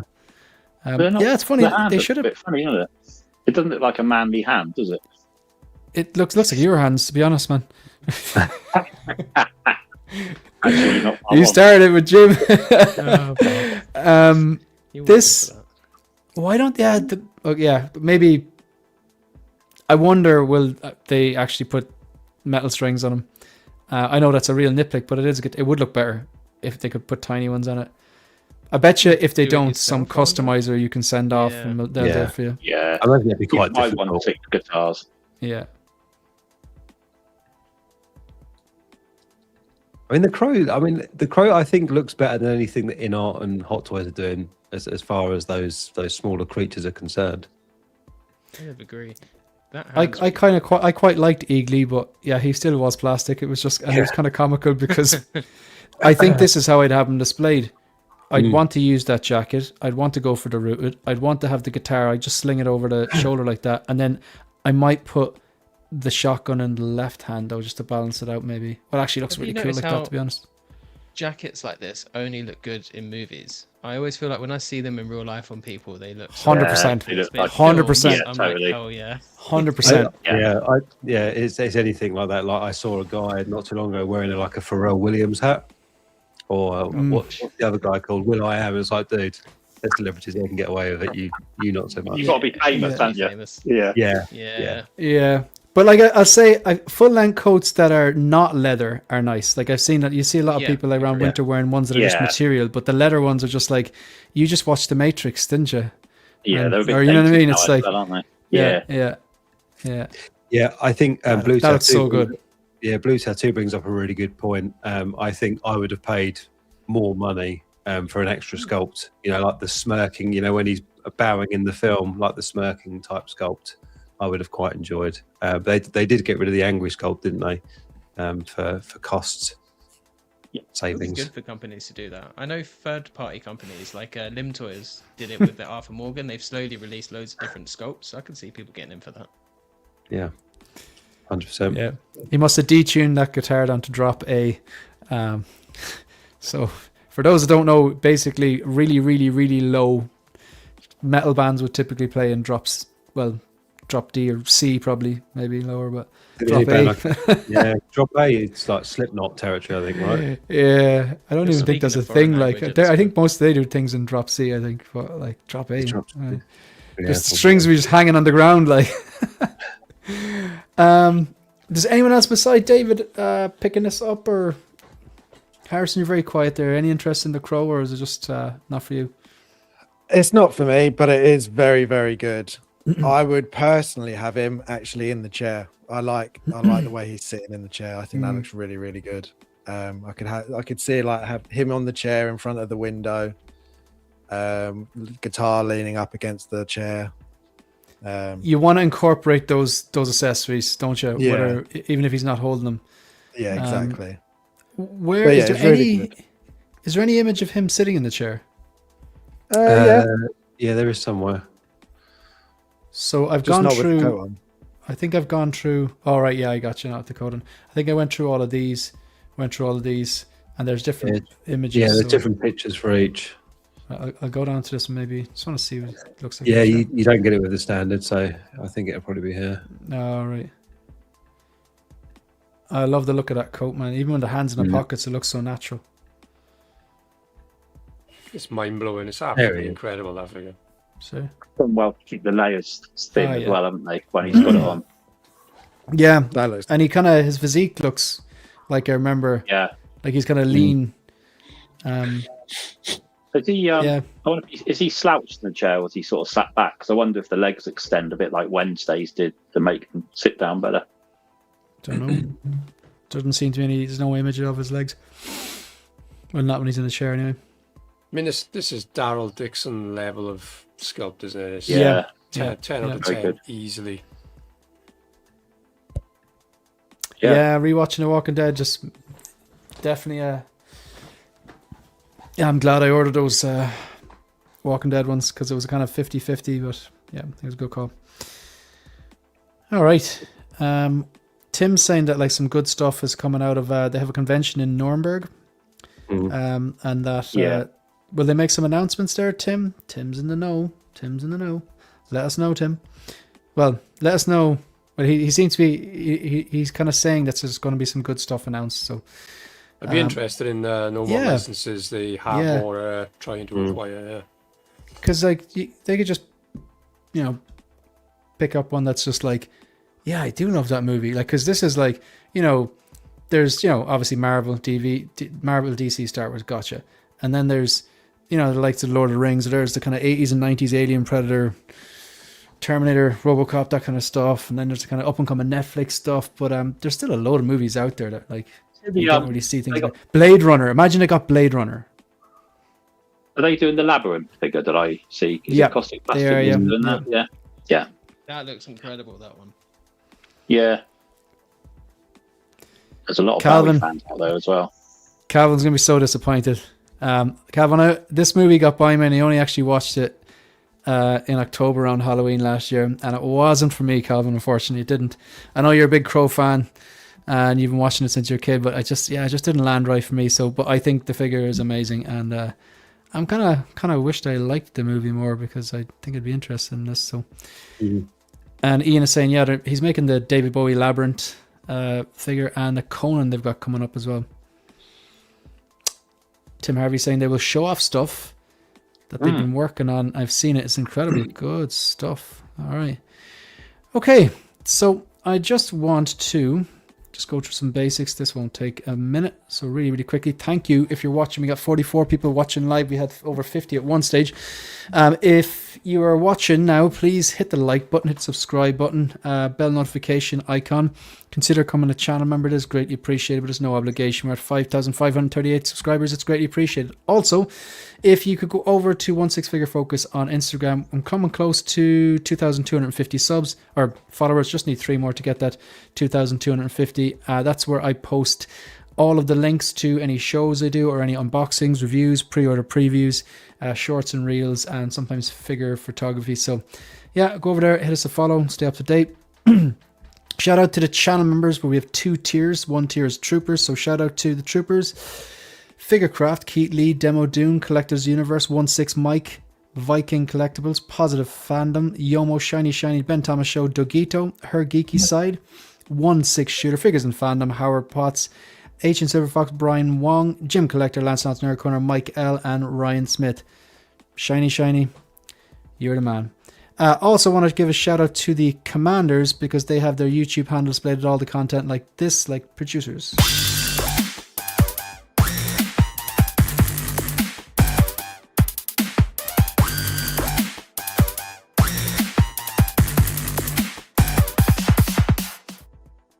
Rest in peace, Mark Mitchell. So we have finally YouTube have paid out the December earnings, and this is the receipt email kind of notification that I got when we donated the money to Children's Health Ireland. They're an organisation here in Ireland that work closely with Crumlin and Temple Street hospitals to raise money so that 6 children can have life-saving operations. So in December, all of the channel revenue, ad revenue, revenue from the members, the troopers, the commander, anyone who dropped a super chat or super sticker or super thanks or anything like that, got added up, and we raised €425 for Children's Health Ireland. Now, usually how this works, because I've done this every year for the last 3 years, they get a letter in the post, maybe in a week or 2 time, it'll say, thanks for your donation. By the way, if you give us your tax details and stuff like that, we can actually increase that €425 amount by another percentage. So it just means that they claim back some of the tax that I paid, and it gets even higher. So if and when that happens again this year, I can't see any reason why it wouldn't. I will keep you updated on that. But huge thanks to people who have donated. That is greatly appreciated. Even like watching, you're helping because you contribute to the ad revenue. If you're a channel member, you help. And it's like some people were very, very dangerous, generous with their generous with their super chats, and a lot of people were like super chatting multiple times, and it was greatly appreciated. So we'll do it again next year, and we'll hopefully break that record. So thank you. All right, Phil, there's not much left, but what do you want to talk about? We'll go new then, please. Okay, take it away, Phil. So some of you know that I build scale model aircraft. I went to a show yesterday. First time I've been to a show probably since I was 10, 11 years old with my dad. An air show? A scale model show. Oh, cool. So pick this beast up. Bye. Oh, Vulcan, nice. Wow. Some wingspan on that. Nice. What scale is it? Is it Lovely. 172? It's 1/72nd, yeah, and it's massive. Right. This is currently retailing for 75 quid, and I had it for 20. I could not. They had it for 20 at the... Blimey. Oh, Yeah. right. That's a Yeah, bit of so, a steal, so... So hell of a bargain Nice. there. So yeah. How long does it take you? I know it's kind of like how long is a piece of string, like, but typically from start to finish, build and paint and everything.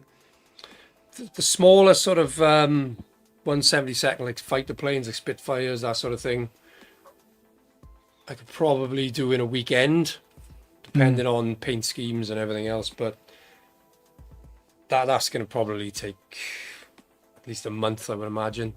Yeah.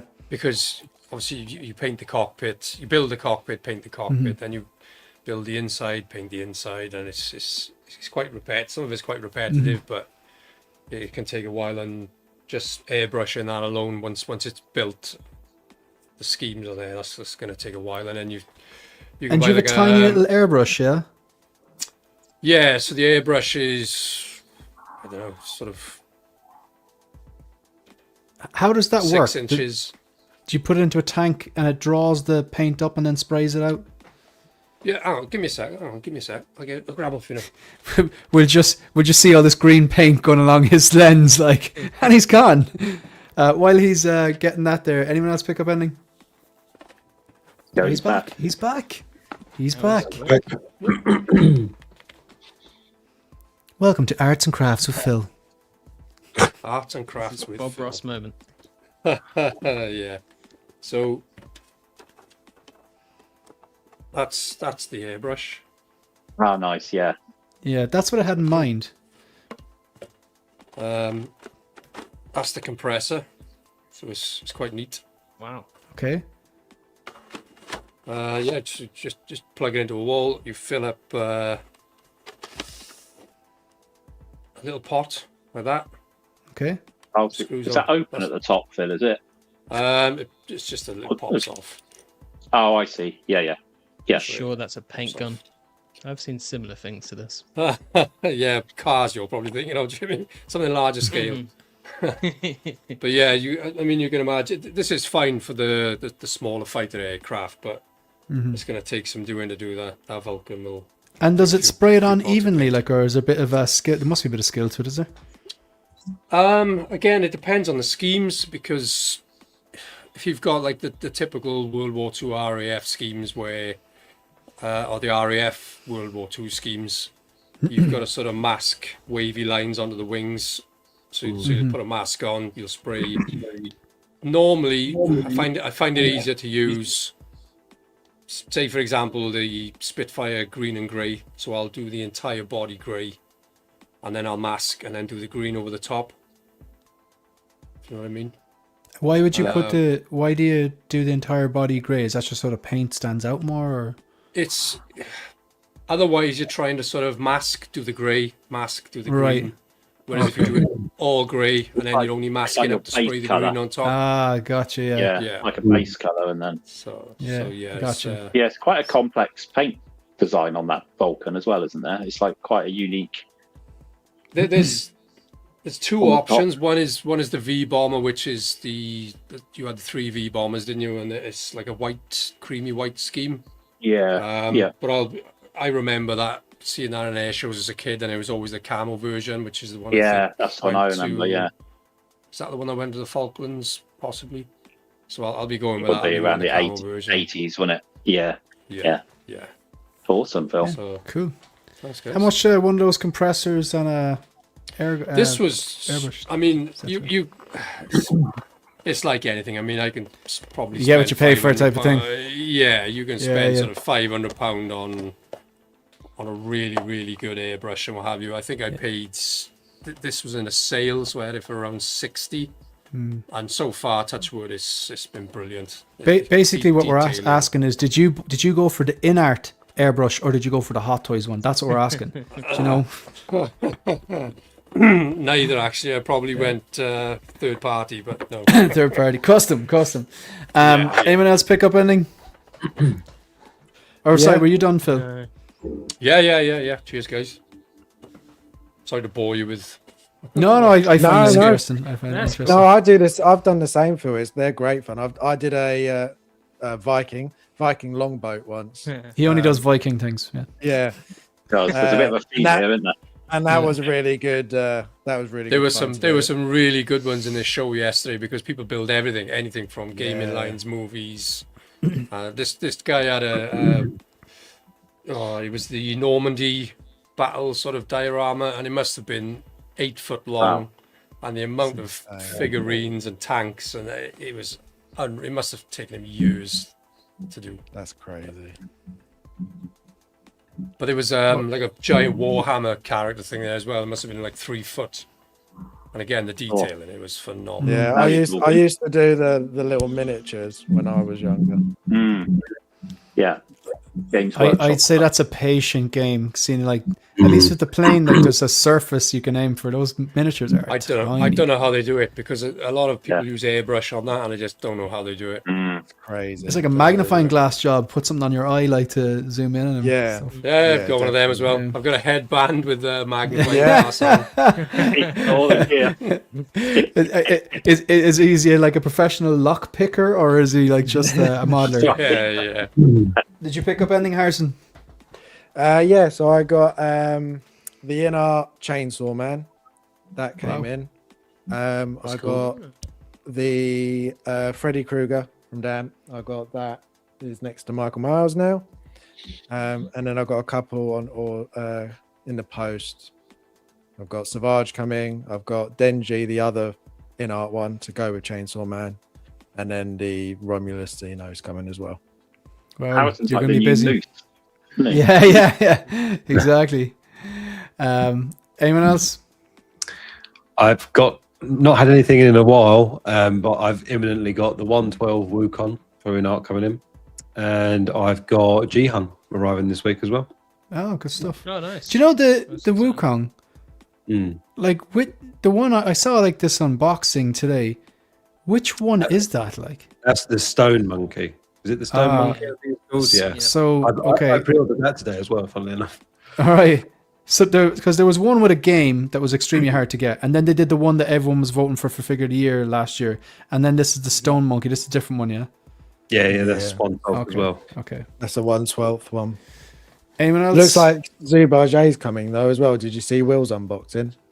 Yeah, that confused me Oh, because I was like, oh, is that coming imminently? Because I've not got that on pre-order, but I need it. And Yeah. I put emphasis on the need. So David, are you getting I'm the going to pick sister it up as as soon as I can. Say that again, Jim. Are you getting the I forgot her name, the spider lady? Is it the spider lady? No, I Harrison? just like the animals. I just like the animals. Yeah. Stick with those. All right. I bought this is going back about a week, but I bought the Odyssey, the Homer book. Oh, nice.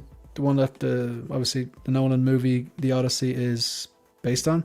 I just wanted to read it just to have some sort of a background. I just felt with Dune, I just felt that I got more out of the Dune movies after reading the book. I just want to kind of get the gist of the story in my head before I see the movie. I just think I'll get a bit more out of it. So I've been reading that. So far so good. Yeah, it's actually easier to follow than I thought it would be. But then again, I used to read. I wouldn't say if I said I read a lot of science books, Megan would be here going, "That's bullshit. He doesn't read anymore." Because I don't read as much as I used to, but I used to read a lot of just books on science and genetics and stuff like that. A lot of Dawkins books, and they're pretty heavy. So when you get a book with any sort of a storyline, it's like, oh, this is a lot easier to read because you're not like constantly thinking, nearly exhausted after bloody reading a chapter. So it's fine. It's like Greek gods, and the story seems fairly straightforward. They're looking for their father, who it's after the war, and Odysseus hasn't come home. And it's his son.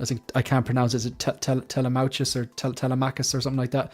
It's the guy who Tom Holland's going to play the son, and he's gone looking for him. That's the gist of the story so far. I'm just starting it, but so got that. I'm enjoying the read. I got actually. One second.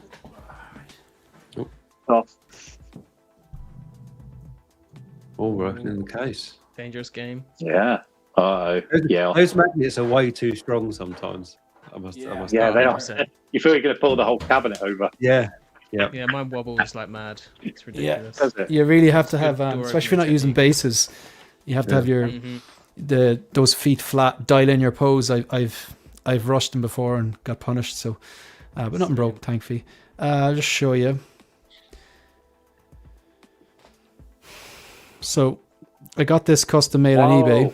Excellent. Yeah. It's a classy looking piece, and because Anthony Daniels is coming to Dublin Comic Con at the start of March, I've locked in an autograph opportunity for him. So I think there's enough space in the bottom of that just to have it, and it sits nice. It's just like, I don't want to touch the brushed silver, so it's brushed silver, and even there's texture on the bottom. There's a little bit of grip, like so.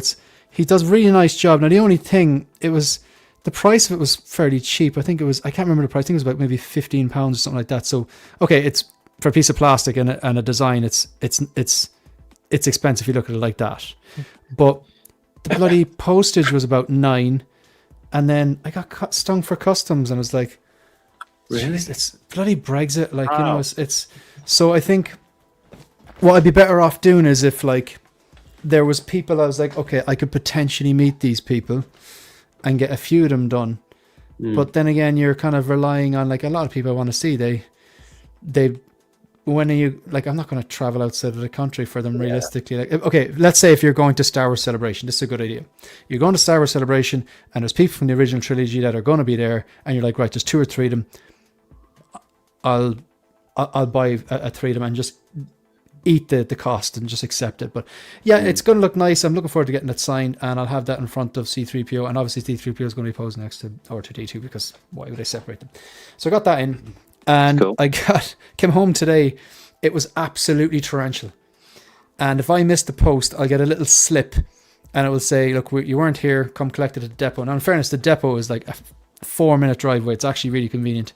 But I literally just arrived home as the post van pulled up, and he was like, oh, great timing.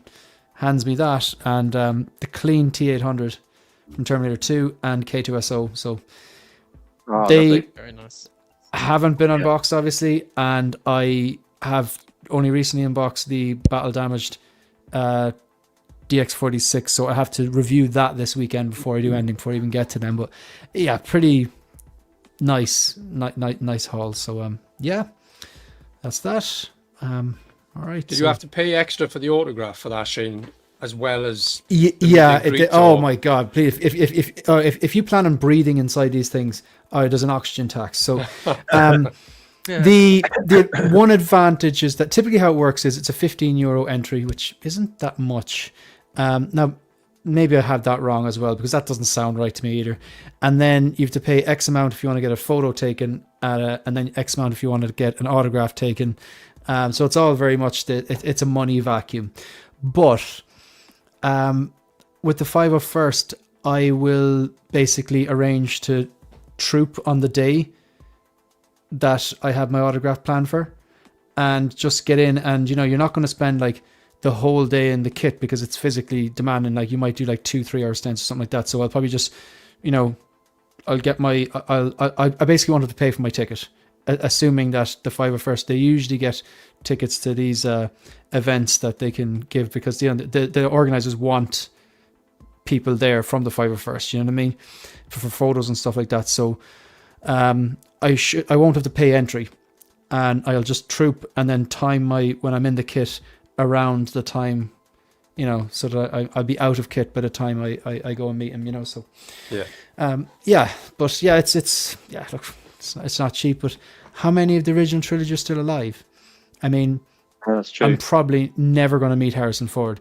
Mark Hamill does do those cons. He does the Star Wars Celebration. He does a lot of those cons. So that's realistic.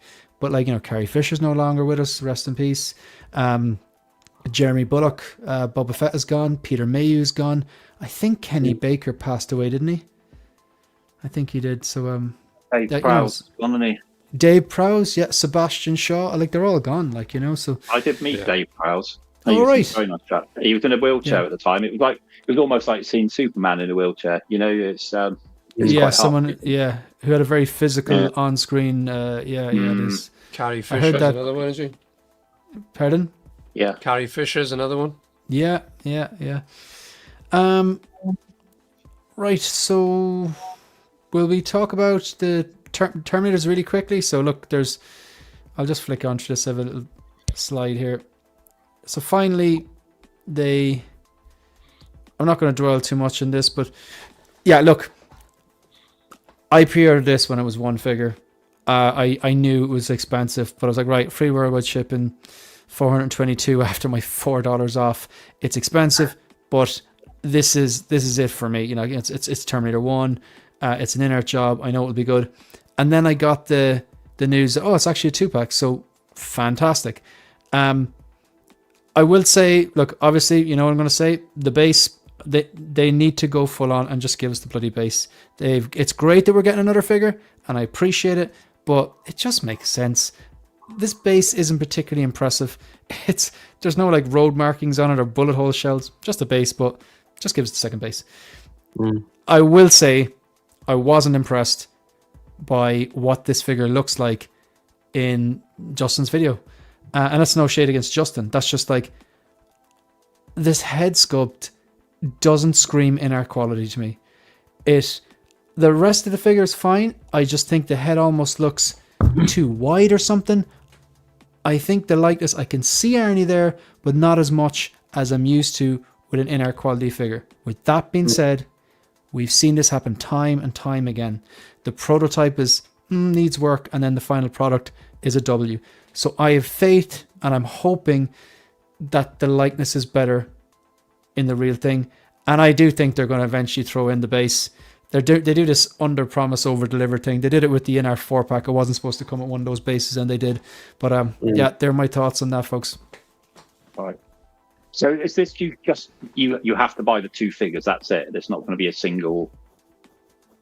You pack? get 2 for the price of 1. It's the same price. But as to be fair, they never, right from the start on the site, it was like it's a Terminator figure, and they were giving you an extra more battle damaged head sculpt, a battle damaged jacket, t-shirt, and pants. Very unusual, isn't it? That's quite. And then in the live stream, they were like, "No, it's actually 2 figures." I don't know, Shane. Did they give us the trousers originally? Because I remember someone on Facebook mentioning that the trousers weren't battle damaged, and we didn't get any. I can't remember, but they definitely gave us it was definitely the head sculpt, jacket, and t-shirt. Yeah. I'm not sure about the trousers. I could be wrong on that.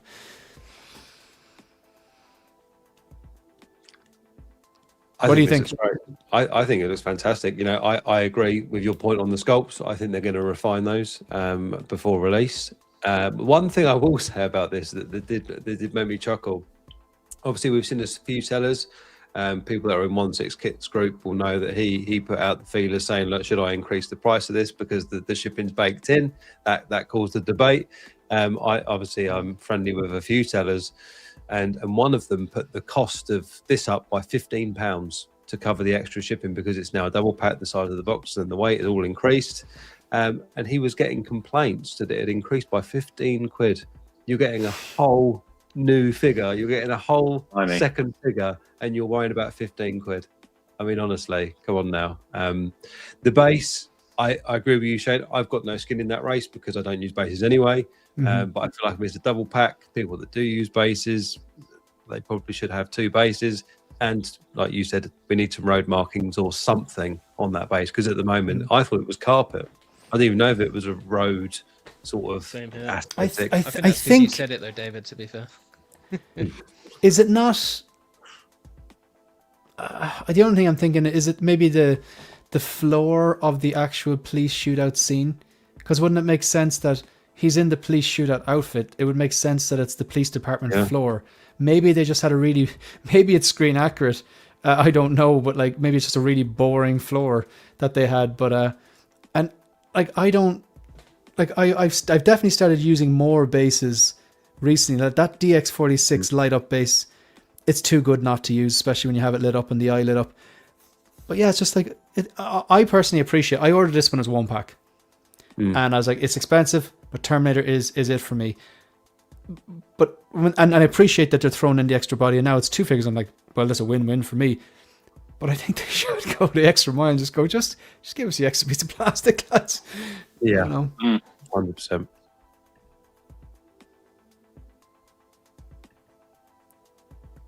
Is it just me and you that have this on order? Is it Jan 27? It's scheduled for.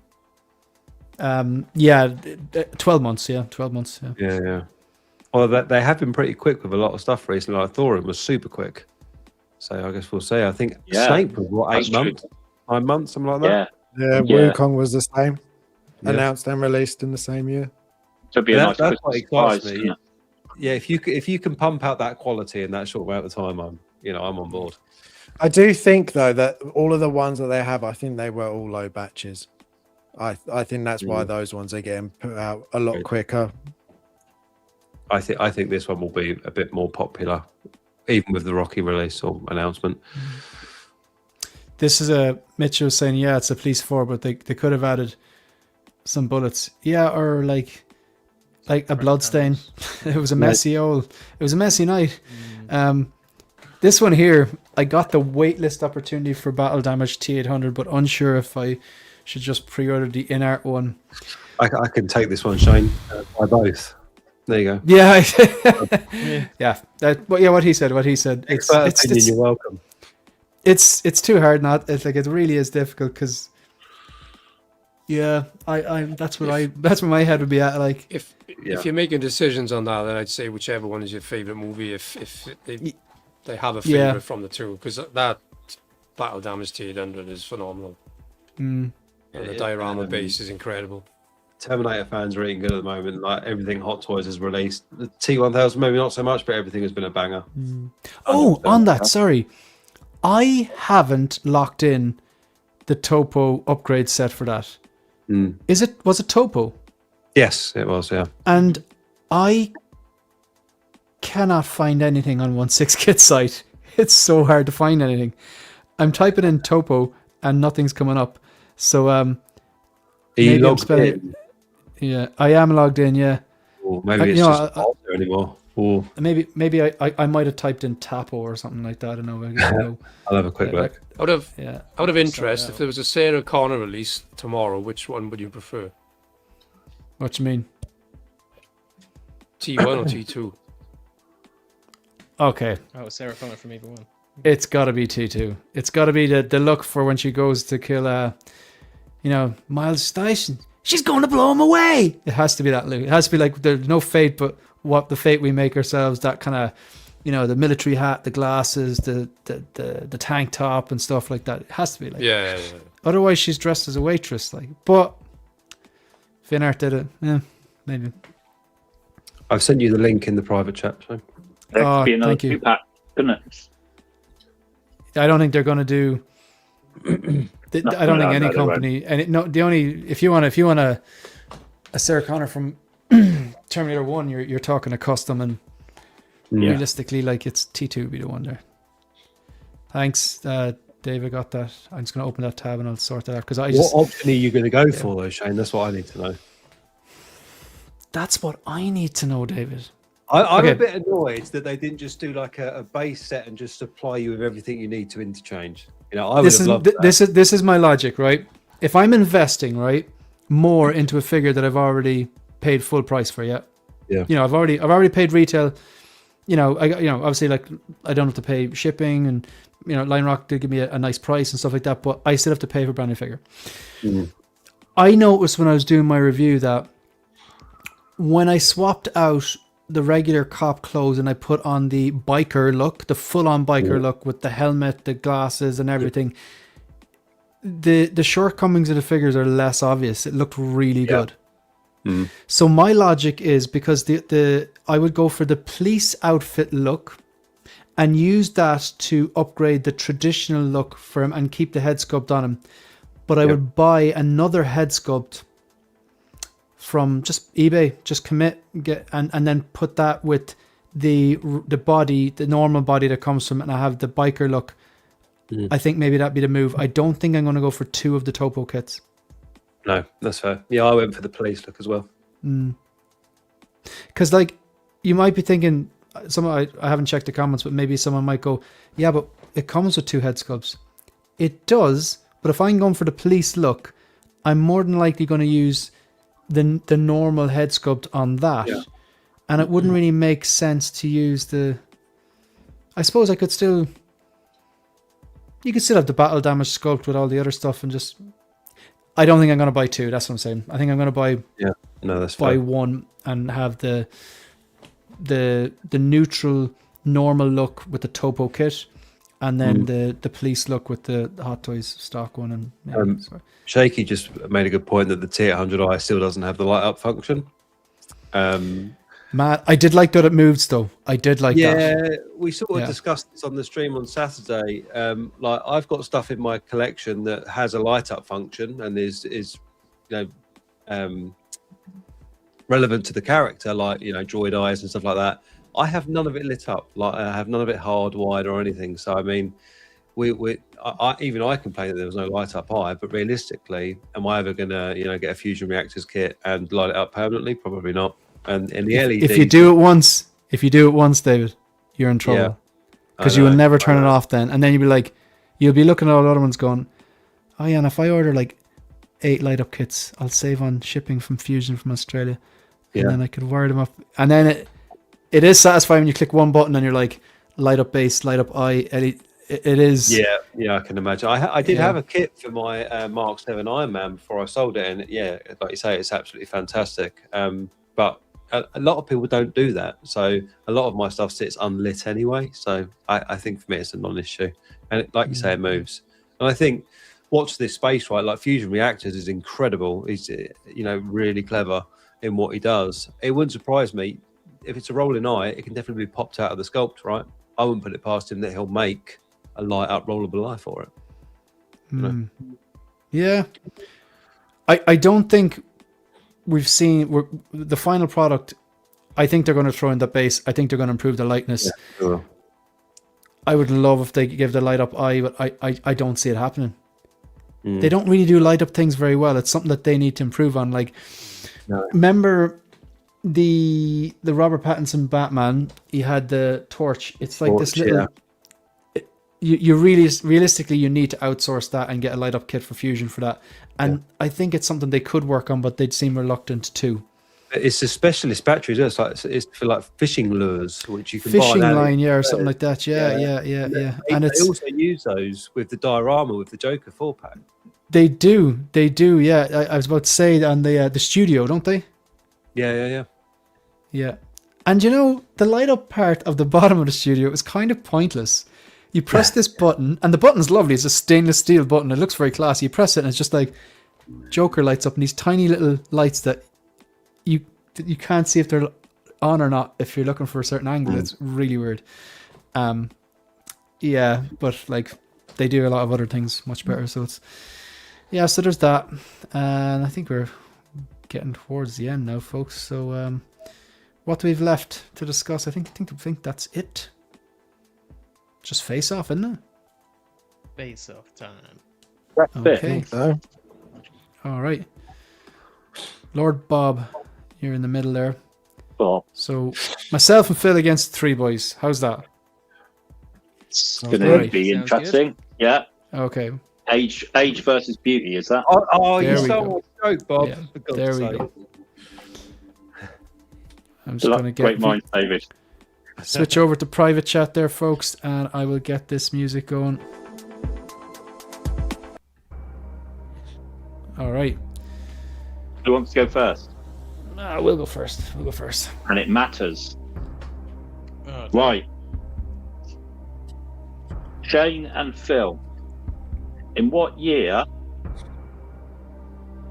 was Carry On Columbus released?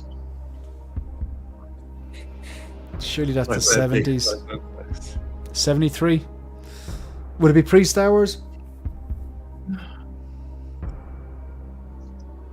Can't hear you, Phil. You're on mute. still muted. What about now? It's all worked Yeah, I right can hear you now, yeah. I'd say that's pre-1977. Yeah, I think most of the carry-ons are the 70s, aren't they?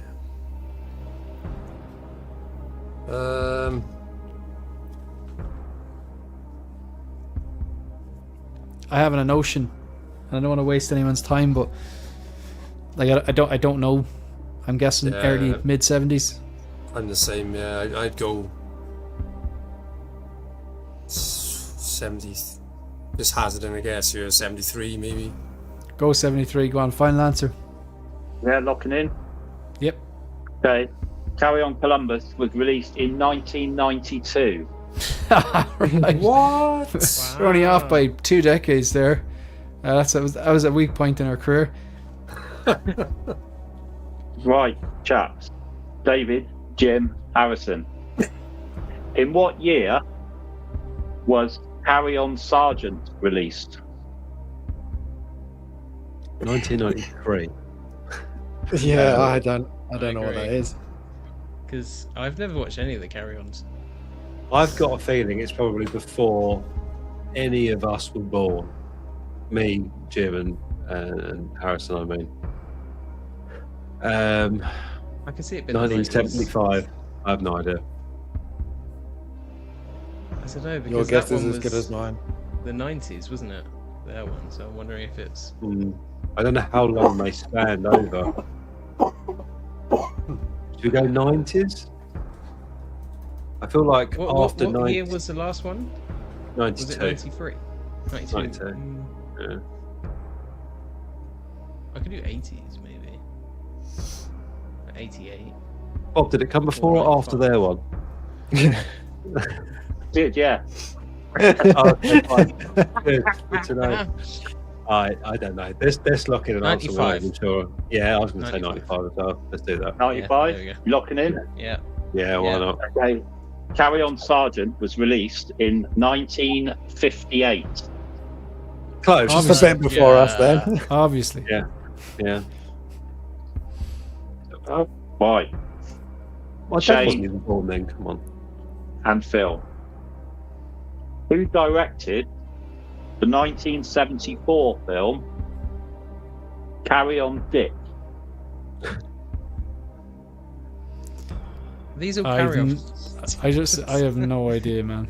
I have no idea. I feel like we might get to the tiebreaker today. Yeah, I'd say so. And we'll both still lose. I got nothing, Phil. You're on your own.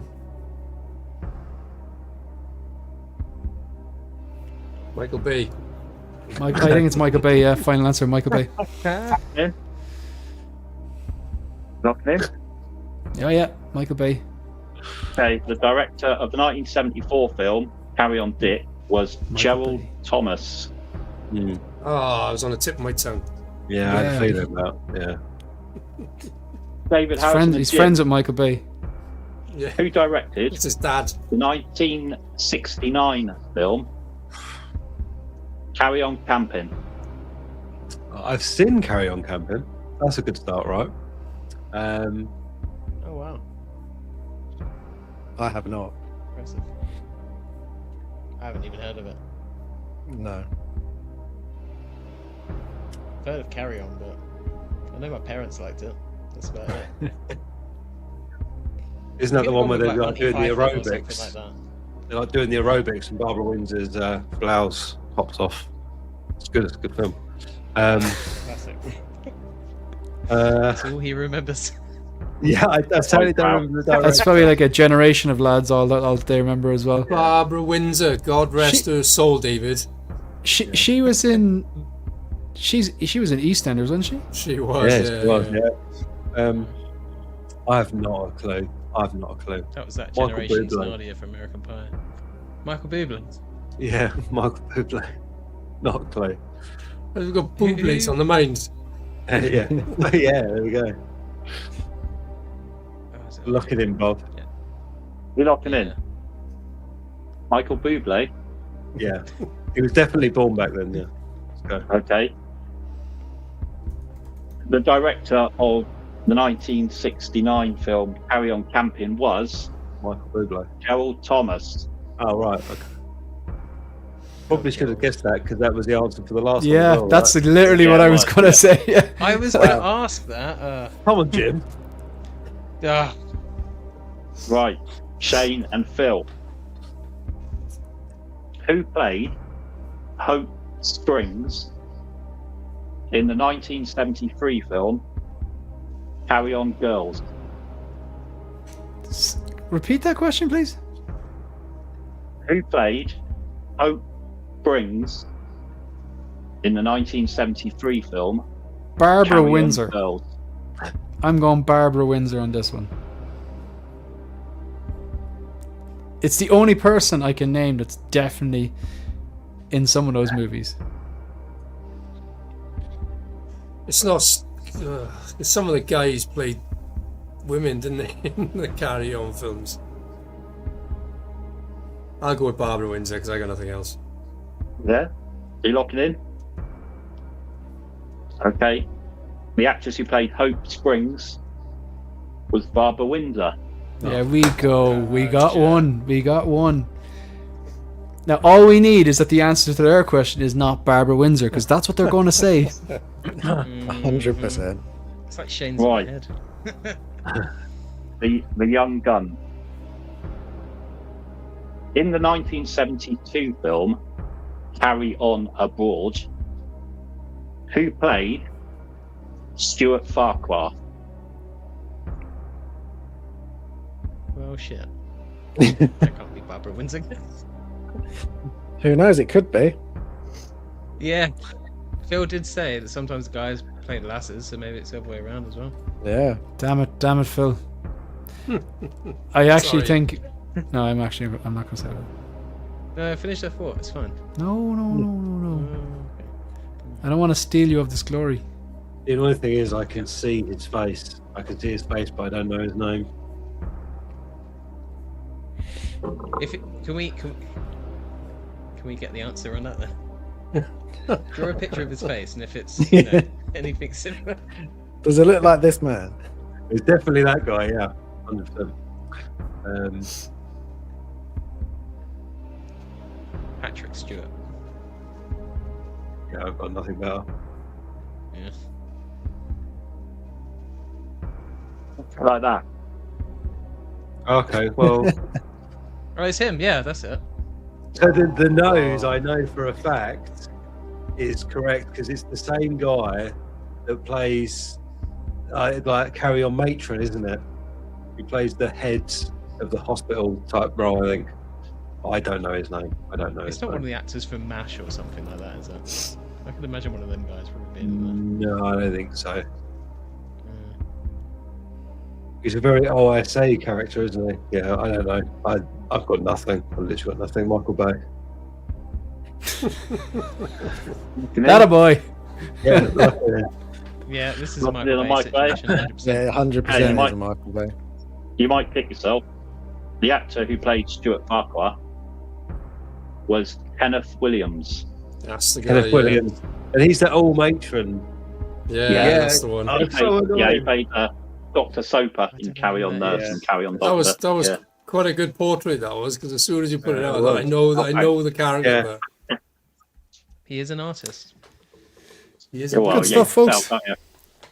Thanks Well done, to old Bob timers. for organising the questions. Thanks for everyone participating. Thanks for everyone for watching, liking, subscribing, all that good stuff. Especially as well if you're watching the replay as well. We greatly appreciate it. Man. Hopefully be back here next week with a bunch of news. The kind of news is kind of coming in trickles. Maybe we'll get something over the next few weeks before. There's usually a bit of a flurry before Chinese New Year and they shut down. So anyone have something that they want to promote, plug just before we get out of here? Only the Six Scale Shields YouTube. If you could give us a subscribe, that would be very much appreciated. And I think we've proven tonight that age does, in fact, defeat beauty. these guys got something going on as well on True. Thursday, haven't they? Very true. Very true. All right, folks. We're out of here. Done. Thanks, folks. Thanks, guys. Au revoir. Oh.